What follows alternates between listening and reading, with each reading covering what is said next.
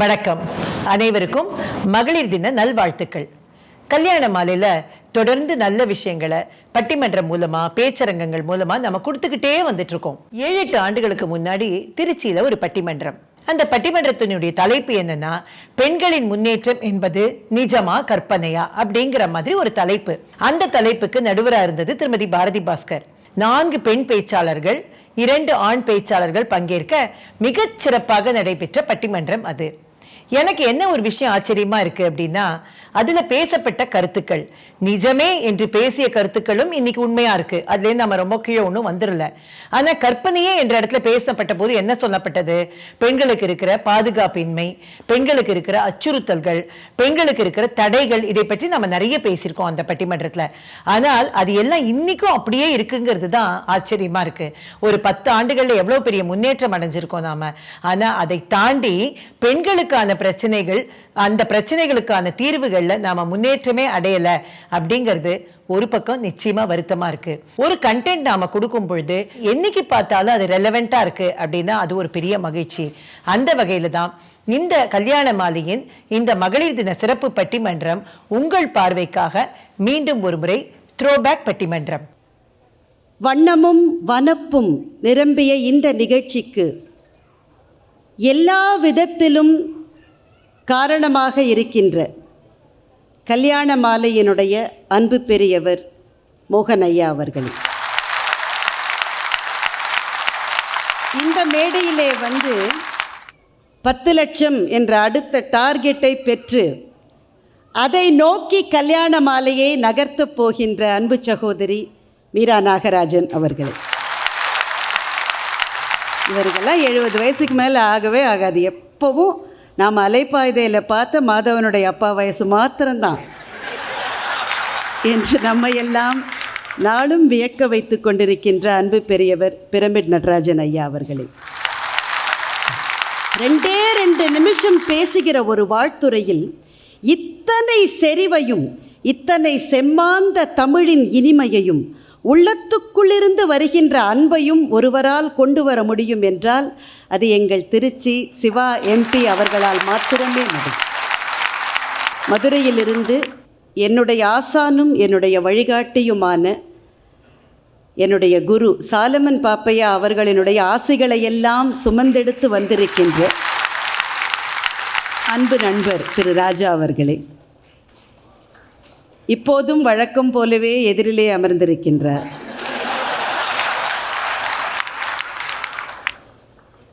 இன்றைக்கு நான் எதுவும் சொல்ல மாட்டேன் என்ற மகிழ்ச்சியில் உட்காரப் போவதாக சொல்லி இருக்கிறார். பார்க்கலாம், ஒன்னொன்று எப்படி அமையும்னு சொல்ல முடியாது. கல்யாண மாலையினுடைய இந்த நிகழ்ச்சியை இவ்வளவு சிறப்பாக எல்லா விதத்திலும் ஆக்கி கொண்டிருக்கின்ற கல்யாண மாலை குடும்பத்தை சார்ந்த அனைத்து பெரியவர்களே, இந்த பேச்சரங்கத்தை, பட்டிமன்றத்தை சிறப்புடையதாக ஆக்கித்தர வந்திருக்கின்ற என்னுடைய அன்புக்குரிய பேச்சாளர் சகோதர சகோதரிகளே, இந்த அரங்கு முழுவதையும் பொங்கி ததும்பி பூரணமாய் நிறைத்திருக்கின்ற திருச்சி வாழ் ரசிக பெருமக்களே,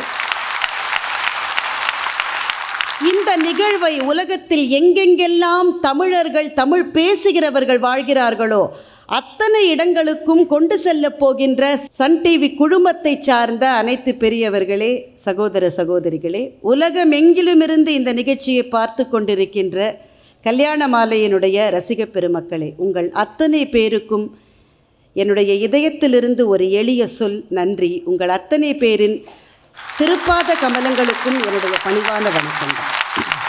ரொம்ப ரம்யமாக இருக்கு இந்த சூழல். உங்களுடைய இந்த ஊர் இருக்கிறதே, அதை பற்றி மீரா நிறைய சொன்னார்கள். ஆனால் நினைக்க நினைக்க ஆச்சரியம் கொடுக்கிற ஊர் உங்கள் ஊர். இந்த மலைக்கோட்டை மலை இருக்கிறதே, அந்த மலையினுடைய வயது தான் 230 கோடி ஆண்டுகள். அவ்வளவு தொன்மை கொண்ட பூமி, மண், ஊர் உங்களுடைய ஊர். இந்த பக்கம் பார்க்குறேன், இது முக்கொம்பா, இது கல்லணை, கொஞ்சம் உடஞ்சிருக்கு. ஆனால் இந்த பாலங்கள் மனிதர்களால் செய்யப்பட்ட இவை ஒருவேளை கொஞ்சம் தகரலாம், நெகிழலாம். ஆனால் மனித மனங்களினால் நெய்யப்படுகின்ற உறவு பாலங்கள் தகர்ந்து போகவே முடியாது என்று சொல்லுவதுதான் கல்யாண மாலை நிகழ்த்தி வைத்திருக்கிற திருமணங்கள்.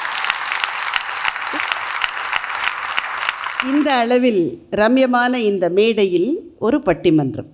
பெண்களின் முன்னேற்றம் கற்பனையா நிஜமா? இதுதான் தலைப்பு.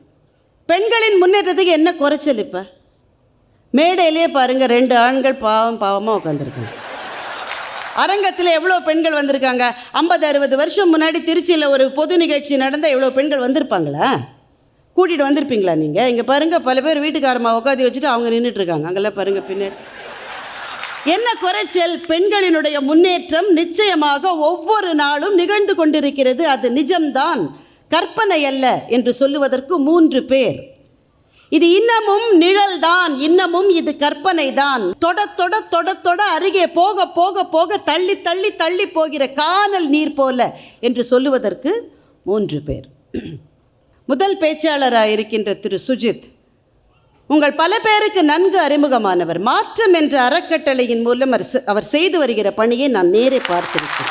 உண்மையிலேயே படிக்க வாய்ப்பில்லாத ஆனால் படிக்கிற துடிப்பிருக்கின்ற பிள்ளைகளுக்கு அவரும் அவருடைய அறக்கட்டளையும் செய்து வருகிற உதவி மகத்தானது. மிகப்பெரிய நிறுவனத்தில் மனிதவள மேம்பாட்டுத் துறையில் பெரும் பதவி வகிக்கின்ற சுஜித். அவருக்கு அடுத்தாற் போல அந்த அணியிலே பேசுவதற்கு ராஜஸ்ரீ நாகராஜன், மும்பையிலிருந்து வந்திருக்கிற பெண்கள். நிறைவு பேச்சாளராக அந்த அணியில் புதுக்கோட்டை பாரதி அவர்கள். மிகச்சிறப்பான பேச்சாளர், ஆன்மீக சொற்பொழிவுகள் பல செய்திருக்கிறார். பெண்களின் முன்னேற்றம் என்பது கானல் நீர்தான், கனவுதான், அது கற்பனை மட்டுமே என்று சொல்லுவதற்கு இந்த அணியிலே 3 பேர். முதல் பேச்சாளராக அன்பு சகோதரர் ராஜ்குமார் அவர்கள் ஆசிரியராக பணிபுரிகின்றார். இவர் ஒரு பையனை பார்த்து நீ படின்னு தான் சொல்கிறார். அவன் உடனே வீட்டுக்கு போய் அப்பா அம்மாட்ட சொல்கிறான், இவர் எனக்கு மன குமைச்சலை ஏற்படுத்தினார். படின்னு கூட ஒரு வாத்தியார் சொல்லலைன்னா அவர் எதுக்கு தான் இருக்கணும்? அவர் அதனால் அந்த பக்கமே போகாமல் பட்டிமன்றத்தில் செட்டில் ஆகிட்டார். அதற்கு அடுத்தாற் போல சகோதரி புவனா அவர்கள் இந்த மண்ணை சொந்த ஊராக கொண்டவர். அந்த அணியினுடைய நிறைவு பேச்சாளர் கவிதா ஜவஹர் அவர்கள். இன்றைக்கு தமிழ்நாட்டில் மிக அதிகம் தேடப்படுகிற பேச்சாளரினுடைய எண் என்றால் அது கவிதாவினுடைய எண் தான். எல்லா இடங்களிலும் இருப்பார், எல்லா மேடைகளிலும் பேசுவார், எல்லா மேடைகளிலும் பொருள் செறிவோடு பேசுவார். அதுதான் கவிதாவினுடைய சிறப்பு. பெண்கள் முன்னேறி இருக்காங்களா இல்லையா? இந்த கேள்வியை கேட்டாலே பல ஆண்களுக்கு கோபம் வருதை நான் கண்கூட பார்த்துருக்கேன். இன்னும் என்னதான் வேணும் உங்களுக்கெல்லாம்? பல வீட்டுக்காரர்களுடைய ஏடிஎம் கார்டு அவங்க வீட்டுக்கார மட்டத்தை கொடுத்து வச்சுருக்காங்க. அந்த அம்மாவே சொல்லுது, உன்னால் எதையுமே பத்திரமா வச்சுக்க முடியாது, நான் வச்சுக்கிறேன். அதோட பின்னையும் அந்த அம்மா தான் வச்சுருக்கு. ஒரு ஆத்திரம் அவசரம்னு இவர் இன்னொரு ஏடிஎம் கார்டு வாங்கி ஏடிஎம் போனாக்க அங்கே எங்கள் பேங்க்லேயும் நான் பார்க்குறேன், அங்கேருந்து கத்தி வீட்டுக்காரம்மாவுக்கு ஃபோன் பண்ணி பின் என்ன அப்படின்றார். அந்த அம்மா சொல்கிறது 5 அப்புறம் 4. நாங்கள் ஐயோ கத்தாதையா, பின்னுன்றதை மனசுக்குள்ளே வச்சுக்கிட்டு விட்டால் இந்த மாதிரி ஒரு மைக் வச்சு சன் டிவி மூலமாக ஊருக்கே சொல்லிடுவார் போல. உங்கள் ஒவ்வொருவர் குடும்பங்களையும் எடுத்துக்கங்களேன். ஒரு 2-3 தலைமுறைக்கு முன்னாலே பெண்கள் எப்படி இருந்தார்கள், இப்போது அவர்களினுடைய இடம், அவர்களுடைய நிலை, அவர்களுடைய உயர்வு எப்படி இருக்கிறது. எங்கள் குடும்பத்தில் நடந்த ஒரு விஷயத்தையும் சொல்கிறேன்னே. என்னுடைய கொள்ளு தாத்தா ஊவேசாவோடு கூடவே சேர்ந்து பணியாற்றியவர். இந்த மகத்தான பேர் பெற்ற ஒரு குடும்பத்தினுடைய விழுதுனார். கலித்தொகைக்கு அவர்தான் உரை எழுதினார். என்னுடைய கொள்ளு தாத்தா தான் கலித்தொகைக்கு உரை எழுதினார், ஊவேசாவினுடைய ஆசைகளை பெற்று. அந்த கலித்தொகைக்கு அவர் உரை எழுதிய அந்த காலகட்டங்களை நான் நினைத்து பார்க்கின்றேன். அந்த எழுத்து பிரதிகளிலே இருக்கின்ற எழுத்து பிழைகளை கண்டுபிடிக்கிற ப்ரூஃப் ரீடிங் பண்ணுகிற வேலையை என்னுடைய பாட்டி, என்னுடைய தாயை பெற்ற பாட்டி செய்திருக்கிறார். எங்கள் பாட்டி அதை கதையாக எனக்கு சொல்லியிருக்காங்க. முழுக்க நான் தான் செய்வேன். ஒரு தப்பு கண்டுபிடிச்சா காலனா அவங்களுக்கு கொடுப்பாராம். அதாவது அவருக்கு தான் தவறு செய்ய மாட்டோன்னு அவ்வளவு நம்பிக்கை. தவறு இருந்தால் காலனா கொடுப்பாங்களாம். கிட்டத்தட்ட 4 வருஷங்கள் பிடித்த வேலை அது. அந்த வேலையை என்னுடைய பாட்டி செய்திருக்கிறார். அந்த புத்தகத்தினுடைய பிரதி 1 கூட எங்கள் குடும்பத்தில் இப்போ கிடையாது. நாங்கள் ஒரு முறை சிகாகோவுக்கு போயிருந்த போது அங்கே இருந்த ஒருவரினுடைய தனிப்பட்ட நூலகத்தில் அதனுடைய ஒரே ஒரு பிரதி இருப்பதாக அவர் சொன்னார்.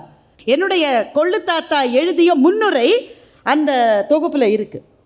முன்னுரையில் என்ன எழுதியிருக்காரு, எங்கள் குடும்பத்தில் இருக்கிறவர் என்ன சொல்ல வர்றார், ஊவேசாக்கு நன்றி சொல்கிறாரு, எல்லாருக்கும் நன்றி சொல்கிறாரு. இந்த நூலை பிழை திருத்தம் செய்து உதவிய என்னுடைய மாப்பிள்ளை திரு ராமநாதன் அவர்களுக்கு நன்றின்னு அந்த நூலில் இருக்குது. ஆனால் எனக்கு சத்தியமாக தெரியும், எங்கள் தாத்தாவுக்கும் அந்த புத்தகத்துக்கும் சம்மந்தமே இல்லை. எங்கள் பாட்டி தான் செஞ்சுருக்காங்க. ஆனால் மாப்பிள்ளையை விட்டுவிடக்கூடாது என்பது ஒரு காரணம். ரெண்டாவது, பெண்களுக்கு சபையிலே நன்றி தெரிவிப்பதோ பாராட்டு தெரிவிப்பதோ வழக்கத்திலேயே இல்லாத சமூகம் அந்த சமூகம். அவர் செய்யக்கூடாதுன்னு நினச்சிருக்க மாட்டார். அப்படி ஒரு வழக்கமே கிடையாது. அன்றிலிருந்து இன்றைக்கு எத்தனை தூரம் கடந்து வந்திருக்கிறோம் நண்பர்களே. ஆனந்த யாழினை மீட்டுகிறாய், நெஞ்சில் வண்ணம் தீட்டுகிறாய் என்று பாடாத தகப்பன் இன்றைக்கு தமிழ்நாட்டில் யார்? அப்போ எவ்வளவு தூரம் வந்திருக்கிறோம். இது பெண்களினுடைய முன்னேற்றம் இல்லையா? படிப்பு இருக்கிறது, வேலை இருக்கிறது, திறமைகள் இருக்கிறது. இவ்வளவு வந்த பிறகு பார்த்தால் பெண்களினுடைய முன்னேற்றம் என்பது நடந்து விட்டது, இது நிஜம் என்று சொல்ல தோன்றுகிறது. அதனுடைய இன்னொரு பக்கத்தை பார்த்தால் பெண்களுக்கு இன்றைக்கு இருக்கிற சோதனைகள், ஒவ்வொரு அடியை எடுத்து வைக்கிற போதும் வருகின்ற இடர்பாடுகள், தொட்டுவிட்டோம் என்று நினைக்கின்ற போது தொட முடியாத இடத்துக்கு விலகி போகின்ற இலக்குகள், அடைந்து விட்டோம் என்று நினைக்கின்ற போது அதல பாதாளத்தில் விழ வைக்கின்ற விளைவுகள் எவ்வளவு எவ்வளவு எவ்வளவு. இந்த அளவில் இந்த பட்டிமன்றம் தொடங்குகின்றது. பெண்களினுடைய முன்னேற்றம் நிஜம்தான் என்ற தன்னுடைய அணியினுடைய வாதத்துக்கு வலு சேர்ப்பதற்காக முதல் பேச்சாளராக திரு சுஜித் வருகின்றார். உங்கள் சார்பில் அவரை அழைத்தமைகின்றேன். நன்றிதான். டாபிக் கொடுத்துருக்காங்க, பெண்கள் முன்னேற்றம் நிஜமா கற்பனையா? இதில் கற்பனைன்னு என்னத்தை பேச முடியும்னு எனக்கு தெரியல. என் சைடில் நிஜத்தை பற்றி என்னெல்லாம் பேச முடியுன்றதுக்கு சில பாயிண்ட்ஸ் எடுத்துகிட்டு வந்திருக்கேன். ஆங்கிலத்தில் ஒரு சேயிங் இருக்குது, in God we trust everybody else comes with data அப்படின்வாங்க. கடவுள் மட்டும் நம்புகிறோம், மற்ற யாராக இருந்தாலும் எங்கிட்ட டேட்டா கொடு அப்படின்றாங்க. கிராஸ் என்ரோல்மெண்ட் ரேஷியோ அப்படின்னு ஒரு வேர்டு யூஸ் பண்ணுறாங்க.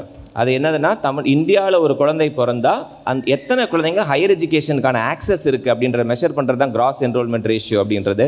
தமிழ்நாட்டை பொறுத்த வரைக்கும் இந்தியாவிலேயே அதிகமான கிராஸ் என்ரோல்மெண்ட் ரேஷியோ இருக்கிற மாநிலமாக தமிழ்நாடு தான் இருக்குது. நம்பர் 1, 46.9% நம்மளோட இது. இதுக்கு குறிப்பாக 2 விஷயம் சொல்கிறாங்க. ஒன்று, நம்மளுடைய மதிய உணவு திட்டம். அந்த மதிய உணவு திட்டம் அப்படின்னு ஒன்று இல்லைன்னா பல குழந்தைங்க ஸ்கூலுக்கு போயிருக்கவே முடியாது.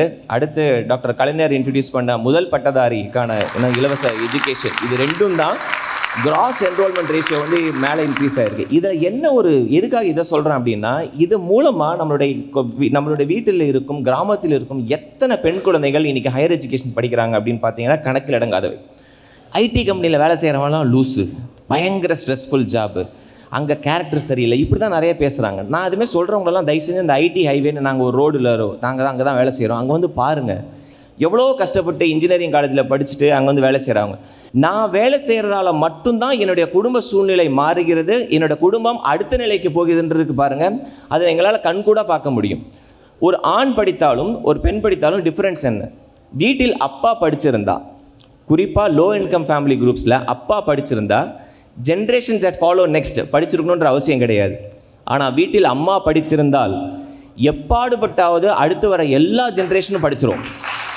அதுக்கு எக்கச்சக்கமான எக்ஸாம்பிள்ஸ் கொடுக்கலாம். எங்களுடைய ஃபவுண்டேஷனில் இந்த வருஷம் ராணின்னு ஒரு பொண்ணு படிச்சுக்கிட்டு இருக்கா.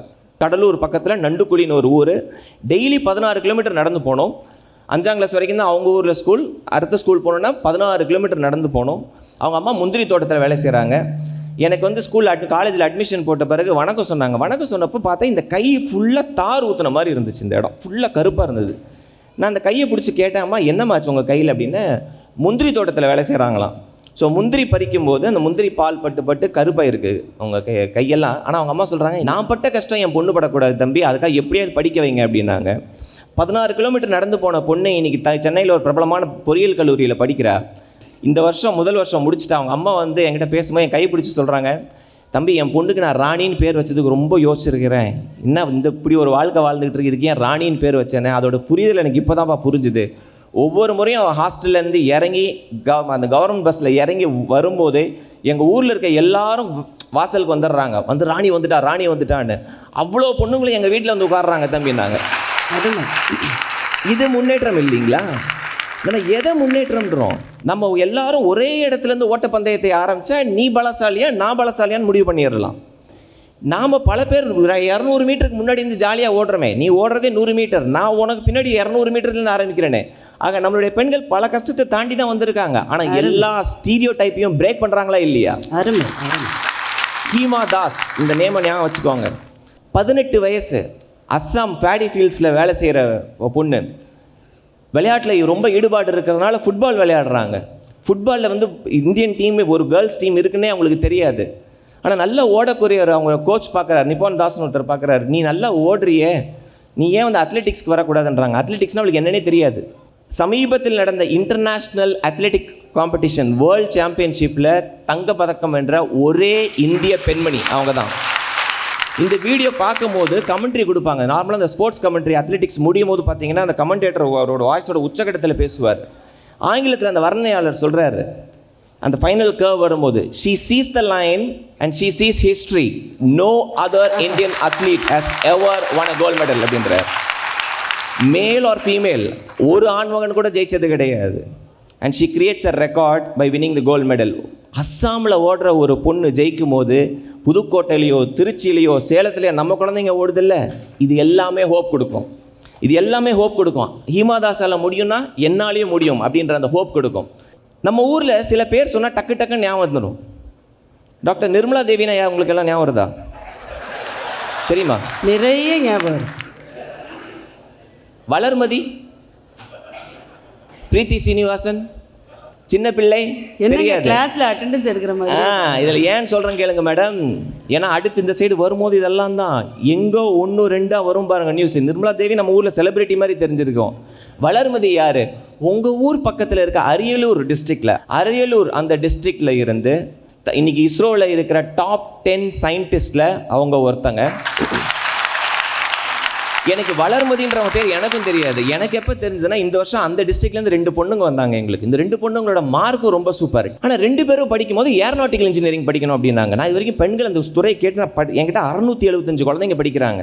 இந்த 675 பேரில் யாருமே ஏரோநாட்டிக்கல் இன்ஜினியரிங் கேட்டது கிடையாது. அரியலூர்லேருந்து வந்து ஏரோநாட்டிக்கல் இன்ஜினியரிங் படிக்கணும்னு கேட்டாங்க. என்னம்மா ரீசன் அப்படின்னு நான் நினச்சேன் அப்துல் கலாமை சொல்லுவாங்கன்னு. அவங்க சொன்ன ஒரே பேர் வளர்மதி. சார் எங்கள் ஊர் சார், அவங்கள மாதிரி நானும் வரணும் சார் அப்படின்னாங்க. நிறைவாக இந்த டீமுக்கு நான் ஒரே ஒரு கருத்தை சொல்லி முடிச்சுக்கணும்னு பார்த்துக்கிறேன். சமீபத்தில் நரேந்திர மோடி அனௌன்ஸ் பண்ணார், 2022 இஸ்ரோ முதல் முறையாக நம்ம ஸ்பேஸுக்கு வந்து ஹியூமன் பீயிங்ஸ் அனுப்ப போகிறோம் அப்படின்னு ஒரு அனௌன்ஸ்மெண்ட் பண்ணியிருக்காங்க. அவர் அனௌன்ஸ்மெண்ட் முடிச்சு 2 வாரத்தில் இஸ்ரோ அனௌன்ஸ் பண்ணியிருக்காங்க இந்த ப்ராஜெக்டை யார் லீட் பண்ண போகிறான்னு. நம்ம ஊரில் தீபாவளியை போல் பட்டாசு வாங்குவோம். இந்த பசங்களுக்கு கொடுக்கும்போது வெடி கொடுக்கும்போது என்ன கொடுப்போம் தெரியுமா? ஆட்டம் பாம், லக்ஷ்மி வெடி, இதெல்லாம் கொடுப்போம். பொண்ணுங்களுக்கு வெடி கொடுத்தோன்னா என்ன கொடுப்போம்னா சங்கு சக்கரம், புஷ்பானம் தான் கொடுப்போம். புஷ்பானம் தான் கொடுப்போம். அதுவும் ஓரமாக பார்த்து வைப்பா. அந்த ராக்கெட்லாம் தப்பித்தவரி கூட விட்டுற மாட்டோம். ஆனால் இப்போது இஸ்ரோவோட ஸ்பேஸ் மிஷன் யார் லீட் பண்ண போகிறா இந்த ப்ராஜெக்டை, ஹியூமன் பீயிங்ஸை யார் லீட் பண்ண போகிறா? Doctor Lalithambika, 56-year-old women, born in Kerala. இவங்க தான் இந்த ப்ராஜெக்டை லீட் பண்ண போகிறாங்க. ஆக விண்வெளிக்கே ராக்கெட் விடுற இடத்துல இருக்கும் பெண்கள் முன்னேற்றம், கற்பனை அப்படின்னு ஒரு நிமிஷம் கூட என்னால் திங்க் பண்ண முடியல. இது நிஜமே, கண்டிப்பாக அந்த தீர்ப்பு நிஜம்தான் வரும் அப்படின்னு சொல்லி வாய்ப்பளித்த உங்கள் அனைவருக்கும் நன்றி பாராட்டி சென்று வைக்கிறேன். நன்றி. வாழ்க்கையில் நமக்கு ஏதாவது ஒரு 2 நிமிஷம் சோர்வு இருந்தால் சுஜித்தோட பேச்சை கேட்டால் போகிறோம். அத்தனை சோர்வும் அப்படியே பறந்து போயிடும். இருள் படர்ந்த கிராமங்களிலிருந்து வந்து படித்து திரும்பவும் அந்த கிராமங்களுக்கு போய் ஒளியேற்றுகிற பிள்ளைகளை பற்றி ரொம்ப அழகாக சொன்னோம். இப்போ சுஜித் என்ன சொல்லியிருக்காருன்னா, முன் ஏர்கள் செய்கிற பயணத்தினுடைய புனிதத்தை பற்றி சொல்லியிருக்கிறார். ஒவ்வொரு குடும்பத்திலையும் எது ரொம்ப கஷ்டம் தெரியுமா? அந்த முதல் பெண் படிக்கிறது தான் ரொம்ப கஷ்டம். உங்கள் குடும்பத்திலலாம் முதல்ல படித்த பெண் யார்? தடைகளை உடைத்து கொண்டு நான் படித்து தான் ஆவேன் உங்கள் ஒவ்வொருவரினுடைய குடும்பத்திலிருந்தும் வெடித்து கிளம்பிய அந்த முதல் பெண் யார்? அந்த முதல் பெண்ணினுடைய பாதையில் அவள் நடந்த போது எவ்வளவு கல்லு குத்திருக்கும், எவ்வளவு முள்ளு குத்திருக்கும். ரத்தம் சொட்ட சொட்ட பாதங்களை வைத்து அவள் நடந்து போக அவளுக்கு பின்னாலே ஒற்றையடி பாதை உருவாகி இன்றைக்கு அது 4 லேனாக அப்படியே உருமாறி இருக்கிறது. 8 வழிச்சாலையே வரப்போகுது இப்போ பின்னாடி. அப்படி ஒவ்வொரு கிராமத்திலையும் ஒவ்வொரு துறையிலும் இருக்கிற போது பின்னாலே வருகிறவர்களினுடைய வெற்றிக்கு என்ன தடை என்ற ரொம்ப ரொம்ப வலுவான ஒரு தகர்க்கவே முடியாத ஒரு வாதத்தை சுஜித் ஒரு கோட்டை மாதிரி கேட்டிருக்காரு. என்ன பேசிகிட்டு இருக்கீங்க நீங்கள்? வீட்டில் பட்டாசுக்கு பாகம் பிரிக்கிற போது கூட பொம்பளை பசங்களுக்கு ராக்கெட் வெடி தரமாட்டாங்க, லக்ஷ்மி வெடி தரமாட்டாங்க, இந்த சரம் இருக்குமே அது தரமாட்டாங்க. பொம்பளை பிள்ளைகளுக்கு இந்த கேப்பு தான் அவச்சம் குத்திக்கிட்டே இருக்கும். அதை மத்தாப்பு, சங்கு சக்கரம் இதுதான் கொடுத்துட்டு இருந்தாங்க. ஆனால் இன்றைக்கு இந்தியாவினுடைய மிக மிக மிக புகழ்பெற்ற ப்ராஜெக்ட் டைரக்டர் என்ற பொறுப்பே ஒரு பெண்ணிடம்தான் போக போகிறது என்று சுஜித் சொல்லியிருக்கிறார். ஆனால் சுஜித் ரொம்ப படிக்க வாய்ப்பு இருக்கிறவர்கள், வசதி இருக்கிறவர்கள் தான் பார்க்குறீங்க. இதுக்கு பின்னாடி ஒரு உலகம் இருக்கிறது, இருட்டுலகம். நிற்பவர்கள் யாரென்றே தெரியாத பேர் இருள் படர்ந்த உலகம். அந்த உலகத்துக்குள் இருக்கிற நிழல் பெண்களை உங்களுக்கு தெரியுமா சுஜித் அப்படின்னு ஒருவேளை கேட்க நினைக்கிறாரோ ராஜ்குமார்? வாங்க. பட்டிமன்ற அறிஞர் பெருமக்களே, மலைக்கோட்டை மாநகரில் தமிழ் கேட்பதற்காக வருகை தந்திருக்கிற என் தமிழ் சொந்தங்களே, உங்கள் அனைவருக்கும் அன்பின் வணக்கம். நடுவர் அவர்களே, நண்பர் சுஜித் சார் அவர்கள் மிகப்பெரிய கம்பெனியில் மிகப்பெரிய பொறுப்பில் இருக்கிறவர். அவர் மிக உயரத்திற்கு வந்தவர்களை மட்டும்தான் அவரால் சொல்லவும் முடியும், அவர்களை மட்டும்தான் அவருக்கு தெரியும். தடிக்கு விழுந்தவங்க எத்தனை பேர் சொல்லுங்க சார் நீங்க. ஆனால் வாழ்க்கையில் முழுவதும் இருட்டுக்குள்ளே இருக்கிறார்களே, அவர்களை கொஞ்சம் பாருங்க, பார்த்துட்டு நீங்க பேசுங்க. அதுதான் நாங்க சொல்ல வர்றோம். நீங்க சென்னையில இருந்துட்டு பாக்குறீங்க, ஒரே ஒரு நாள் மட்டும் எங்க கிராமத்துல வந்து வாழ்ந்து பாருங்க, அப்போ உங்களுக்கு புரியும். நான் வாத்தியாரா இருக்கிறேன், வேலை பார்க்குறேன். நாங்கள் ஏற்கனவே அனுதாபம் தெரிவிச்சிட்டோம். இல்லை, வேலை பார்க்குறேன். என் வகுப்புல 50 மாணவர்கள் இருக்கிறாங்க. 50 மாணவர்கள் 5 பேர் பாஸ் ஆயிட்டாங்கன்னு வச்சுக்கோங்க. சுஜித் சார் மாதிரி ஒருத்தர் வந்த என்ன சொல்லுவார் தெரியுமா? 50க்கு 5 பாஸ், குட் ரிசல்ட், ரொம்ப முன்னேறிட்டாங்கன்னு சொன்னா எப்படி இருக்கும்? எனக்கு விருது கொடுப்பாங்களா? வீட்டுக்குள்ளே அனுப்புவாங்க. 50க்கு 50 பாஸ்னா தான் அது முன்னேற்றம். பெண்கள் இன்றும் ஒரு சிலர் முன்னுக்கு வர்றாங்க, மற்றவர்கள் எல்லாம் அப்படியே தான் இருக்கிறாங்க. மேடம் மும்பையிலிருந்து வந்திருக்காங்க, அவங்க ஃப்ளைட்ல வந்து ஸ்வைங் தான், வேற இதே இல்லை, அவ்வளவுதான். அதனால அவங்களுக்கு தெரியறதுக்கு வாய்ப்பு இல்லைங்க. நான் ஒன்று கேட்குறேன், நீங்களாம் சிட்டி பஸ்ல போங்கம்மா வர மாதிரி, அப்பதான் தெரியும். வந்து பாருங்க, அப்போ உங்களுக்கு புரியும். நான் என்ன சொல்றேன், உலகத்திலேயே மிகப்பெரிய தியாகம் செய்தவங்க யார் தெரியுமா? தினமும் டாஸ்மாக்கு போயிட்டு குடிச்சிட்டு வந்து அடியும் உதயம் கொடுக்கிற கணவனுக்கு மனைவியா வாழ்க்கப்பட்டு கஷ்டப்படுறாங்களே, சித்திரவதை அனுபவிக்கிற பெண்கள் தான் மிகப்பெரிய தியாகிங்க. தெருவில் ஒரு நாயை அடிச்சா கூட 4 பேர் ஏன்னு கேட்கிறான், கேட்டா ப்ளூ கிராஸ்ங்கிறான். நாயை காப்பாத்துறதுக்கு கூட ப்ளூ கிராஸ் இருக்கு. இப்படி கஷ்டப்பட்டு அடியும் உதயம் வாங்குற பெண்களை காப்பாத்துறதுக்கு யாருமே இல்லைங்க. எங்க ஏத்த வீட்டில் ஒருத்தர் இருக்கார், தினமும் காலையில கிளம்புவார், வெள்ளை சட்டை வெள்ளை வேட்டி, அப்படியே ட்ரெஸ் பண்ணிட்டு வேகமா வருவார். தெரு முக்குல ஒரு டீ கடை இருக்கு, டீ கடையில உட்கார்ந்து இருந்துட்டு உள்ளூர் அரசியல்ல இருந்து உலக அரசியல் வரைக்கும் பேசுவான். ஆனா வேலைக்கு போக மாட்டான், அங்கேயே உட்கார்ந்து பேசிக்கிட்டு இருப்பான். ஆனா அவன் மனைவி என்ன தெரியுமா? எங்க பகுதியில பட்டாசு தொழிற்சாலை உண்டு, நீங்க சொன்னீங்களே மத்தாப்பு, அதை தயார் பண்றதுக்கு எங்க பெண்கள் தான் கஷ்டப்படுறாங்க. பட்டாசு தொழிற்சாலையில போய் வேலையை பார்த்துட்டு அந்த கந்தக வாசனையில கருகி போய் வீட்டுக்கு வருவாங்க. ஊதாரித்தனமா வெட்டியா ஊர் சத்துற கணவனுக்கு வாழ்க்கப்பட்டு தினமும் கருகி போய் இருக்கிறாங்களே பெண்கள், அவங்க வாழ்க்கையில விடிவே இல்லையே. அதை பார்த்துட்டு சொல்லுங்க, அதை பார்த்துட்டு சொல்லுங்க. நீங்க பாட்டுக்கு என்னென்னமோ சொல்லிட்டு இருந்தாங்க. நடுவர் அவர்களே, நான் கிராமத்து பள்ளிக்கூடத்தில் வேலை பார்க்கிறேன். எங்க பள்ளிக்கூடத்தில் காலையில பிரேயர் நடக்கும். சில பெண்கள், பெண் குழந்தைகள், மாணவிகள் மயங்கி விழுவாங்க. நான் என்ன நினைச்சேன், அந்த வெயில் தாக்கம் தாங்க முடியாம அந்த பிள்ளைகள் சுருண்டு விழுதுன்னு நினைச்சேன். அப்புறமா அந்த பிள்ளைகளை கூப்பிட்டு கேட்கும் போது என்ன சொல்றாங்க தெரியுமா? காலையில சாப்பிடல. ஏப்பா சாப்பிடலன்னா, அம்மா நான் தூங்கி முழிக்கிறதுக்கு முன்னாடியே வயல் வேலைக்கு போயிடுறாங்க.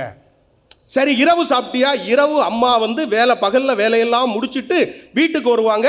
அப்புறமா பொழுது சாஞ்ச பிறகு உல வச்சு அப்புறமா சமையல் பண்ணி அதுக்கு பிறகுதான் எல்லாருக்கும் கொடுத்துட்டு அம்மாவை சாப்பிட்டுட்டு தூங்குவாங்க. சரி, நேற்றைக்கு நீ சாப்பிட்டியான்னு கேட்டா நேற்றைக்கு சாப்பிடல. ஏன் தெரியுமா? அம்மா சமைக்கிறதுக்கு லேட் ஆயிடுச்சு, அதுக்கு முன்னாடி நான் தூங்கிட்டேன்னு. தினமும் ஒரே ஒரு வேளை மட்டும் சமையல் பண்ணிட்டு அரை வயித்தோட தூங்குறாங்களே பெண்கள், அவங்க முன்னுக்கு வரலையேங்க. அவங்க வரணுமா இல்லையா? இன்னொன்று நான் ஒன்று சொல்கிறேன் கேளுங்க. பெண்கள் வயல்ல வேலை செய்யக்கூடிய பெண்களினுடைய நிறம் நீங்க சென்னையில் பார்க்கக்கூடிய உங்க ஐடி கம்பெனியில் இருக்கிறது மாதிரி பளபளப்பா இருக்காது, முகப்பூச்சி இருக்காது, உடல் முழுக்க கருத்து போயிருக்கும். தோலெல்லாம் காஞ்சி போயிருக்கும். அதுதான் அவர்கள் காய்ந்து போன வாழ்க்கையினுடைய அடையாளம்.